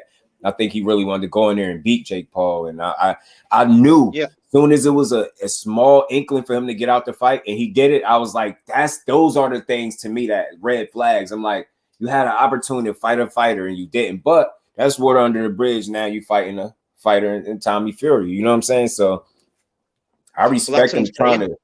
Well, we knew that. Yeah, spot on what you just said, Justin. We knew that fight wasn't going to happen. Even Rahman said as well, listen, I was waiting for that call. Honestly. But the mad thing is, Tommy Fury is 1-8, but are the eight fighters between them, they've got 20 wins and 200 losses. That's unbelievable. Yeah, it's crazy. We actually think in the UK that he might get damn Hardy. Yeah, man. 100 pounds more than him. That's why I'm off ski, mate. You said I'm off, mate. I'm off ski, mate. Nice to speak to you as always. You already know, love bro. To you and the family. Big love to you, fucking yourself. Just do. Always a pleasure. Big love to the chat as well. Thank you for letting me on, brother. You already big know. Love to the US. Big massive love to USA. You already know. Salute to you, Brody. Hit that bell icon and hit it again. Yeah. If you ain't getting the notifications, right? Turn it off and then turn it back on, Misty Machines. If that don't work, then you probably got to unsub and sub back. Usually they turning it off and turning it back on work though. Yeah, I poor Hassan. Yeah, over 100 pounds being outweighed. I'm like, man, come on, bro. Boxing be crazy sometimes, but Tim Jr. been wanting to fight with him for a while. Tim Jr. been wanting that fight with him, but hopefully they get it one day. They had him pissed off a couple days ago. Hasim Rahman was on there yelling. Maybe posting the time I'm never on. Possibly, but not really, because now they'll still send it to you. Appreciate you, Daryl, man. Salute to the UK, man. Salute to you, man. I'm gonna be here for a couple more minutes. I'm gonna just get to the 3-hour mark, y'all, because we already so close, so I might as well get there. But man, yeah, this been a salute to Tate Jones coming up here, adding that information, man. It's always dope, man, to have these bills like that where people can come add things to the stream, man. So salute to Tate Jones and salute to Bomb Squad, because you know we Team Wilder over here all day, every day. You know what I mean? I think 3 months I got one notification. Yeah, they bogus, bro. Yeah, you gotta turn them on, turn it back on. A couple people be telling me, I've heard people I've been DM'd and people done said they couldn't super chat. I've been DM'd or Cash App. Somebody told me they couldn't super chat. They don't get notifications. They really be out here. They be out here pimping, dog. Wait, ain't this week the biggest fight of the decade? Who that, fake? Oh, you mean Tommy Fury and Jake Paul, right? I think that's what you're talking about.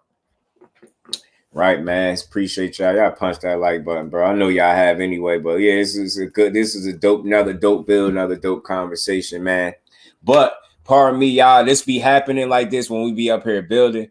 I did mean to play some more of that, but I'll just say it while we chewing up these last couple minutes to clue y'all in. Gary Antoine Russell say he'd give him 2.5 weeks and he'd be ready for Regis. He'd take that fight right now if he could. And he had named a hit list. He said like Josh Taylor, T.O., Regis, I believe. And then he said he'd even go up to 47 and fight Boots. That's what he said. So that's why Boots in the thumbnail, you know what I'm saying? He said he'd be willing to go up to 47 and fight him. I said, sheesh, boy. Boy talking for that smoke. I mean, oh no, my bad. He said he'd fight T.O., Josh Taylor, Regis, and then he'd go up to 47 and fight Boots. That's what he said. That's Gary Antoine said that. So I, for one, I think he said you don't want that Boots smoke. I, for one, that'd be the toughest fight out of everybody he named. You know, I'm telling that'd be the toughest fight out of everybody he named. So look here, I like Gary Antoine. You know, all those fights would be good. Boots would be a tough fight for him. I ain't gonna lie, because Boots really one of them ones, and he coming in there to hurt you. You know what I'm saying? But Gary Antoine is one of the ones too. How you feel about Jake getting ranked? Yeah, man. It just continues to show you why rankings don't matter. Because I mean, is that all it takes for him to be ranked? He fought one real fighter and then they rank him. Like, I don't even know if that's realistic. Is that realistic? Like, I guess, like, I hope if they're going to rank him, at least make it so that he has to fight fighters from this point on. Like, he has to actually fight people. My thing is, I want to see how long he's going to actually go through with this. You know, love a Boots fight for him. They have history, facts, Queen. They do. They definitely do. Boots, they want to go up and wait to fight. Yeah, nah, that ain't the one you go up there and get the smoke with. Not right away. Go acclimate to the weight class first. But in terms of those Teofimo and Regis and Josh Taylor, hell yeah, I want to see that. Hell yeah, I want to see it. That Jake's dumb ass get ranked. That Rick Kapoor. Yeah, right. Oh, Coley put hands on him. Right. Because again, Queen, he a cruiserweight, right? So they got some cruiserweight smoke for his ass. My thing is, I want to know if Jake's really taking this shit serious. Like, is he gonna continue to try to fight actual active fighters and shit like that? I'm giving him my utmost respect for getting in there with a real fighter. WBO, I don't know, came out saying he would not discriminate. He will treat him as a boxer, as he is rightfully so. Like, what is about conversation? Oh my God, I don't watch nothing. Jake, he said, I feel you, bro. I feel you. No discrimination, huh? It's funny how they try to pull that when it pertains to Jake Paul, but they be discriminating on actual fighters talking about no damn discrimination. They bogus, y'all. They bogus, man. They bogus, but we're going to see if King Rye going to stand on business as well, man. I like what Gary Antoine's head is at. Just know he hasn't fought real cruiserweight guys smaller than him. Yeah, right. That's what I'm saying. So how is they going to rank him at cruiserweight? That's okay. He gonna get his ass beat. Don't even worry about it, Rock. And Gary Anton, go get all them fights that you want to, bro. Go get all the smoke that you want, bro. Rank his ass at cruiserweight. Somebody gonna beat his ass. So I seen Rockman get it. He got to revisit the Rockman smoke. If he beat Tommy Fury, he got to fight Rockman next. Ready for Regis in 2 weeks? While I pull out a fight with the other champion, Ash. He didn't give a clear-cut answer. So you got to know sometimes fighters know how to dance around questions, man. And he didn't really answer that question. But he said he'd take it, like just give him 2.5 weeks of sparring or something like that. And he'd do it, but yeah, man. We'll see, man. I'm gonna keep my eyes on Gary A, man. The one that went the distance for the first time.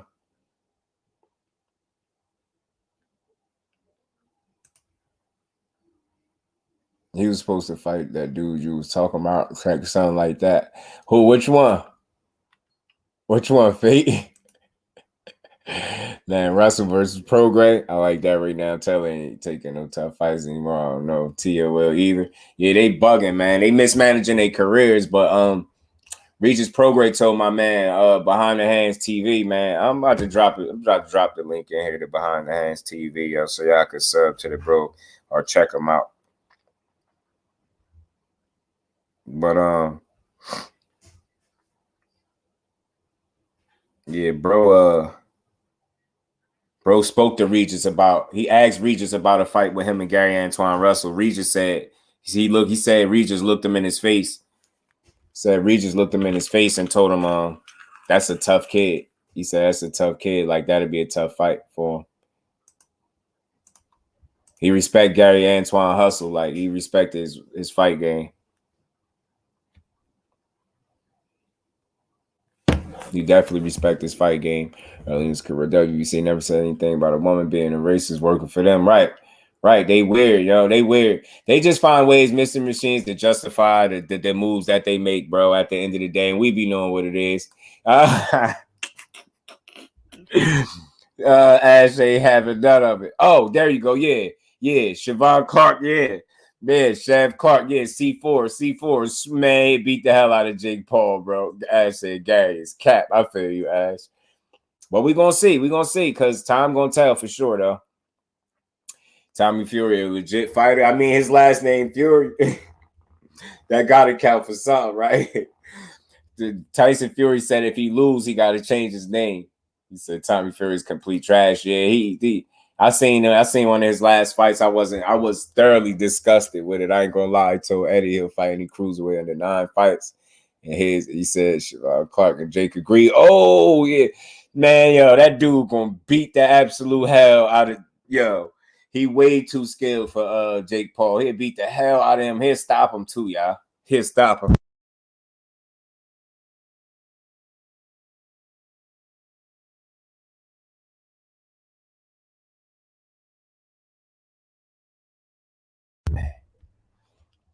Thought I was done sneezing, y'all. Thought I was done.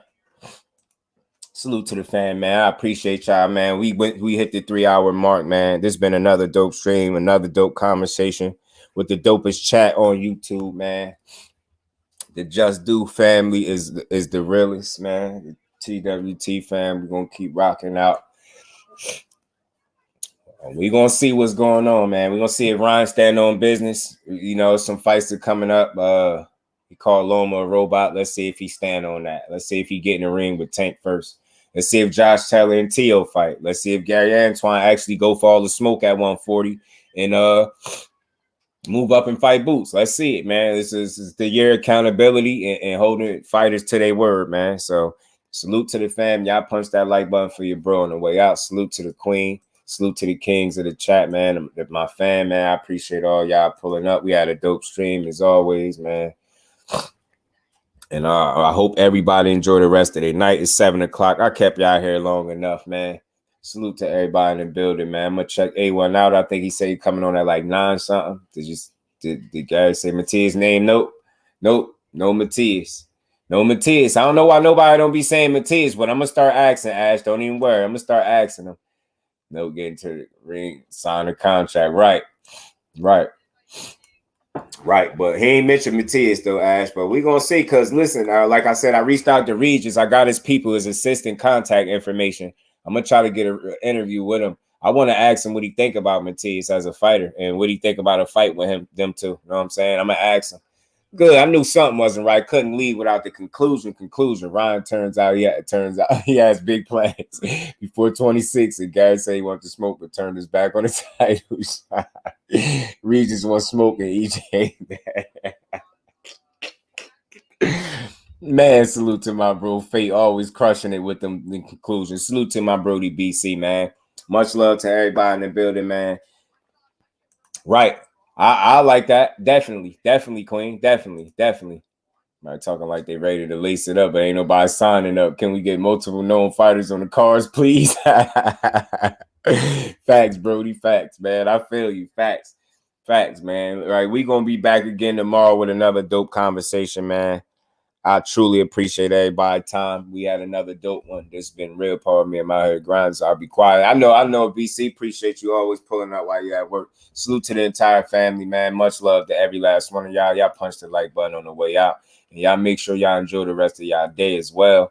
And we going to get up out of here, man. We be right back at it tomorrow. I might double up on the lives, y'all. I'm feeling closer back to myself.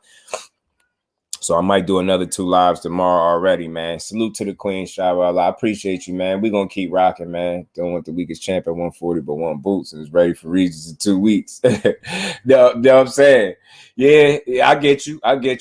But I guess he said it within context, like, would he take the fight? Like, he's saying, yeah, he'd take it. But I get you. You like, man, you ain't – it sounds too unrealistic. 2 weeks, you need a full camp for Regis, respectfully. So it is cap. It's cap. Because you need a full – appreciate you, Queen. You need a full camp for Regis program.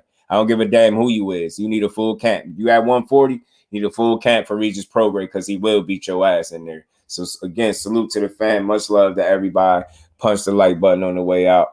We right back at it tomorrow, grinding, man. Another dope live in the books, man. Y'all know the slogan. We ain't here to break the news. We here to have a conversation. We just had a dope conversation for over 3 hours. So I'm going to let y'all get up out of here, family. Everybody enjoy the rest of the night, man. And I'll be right back tomorrow, man. Peace to the fan.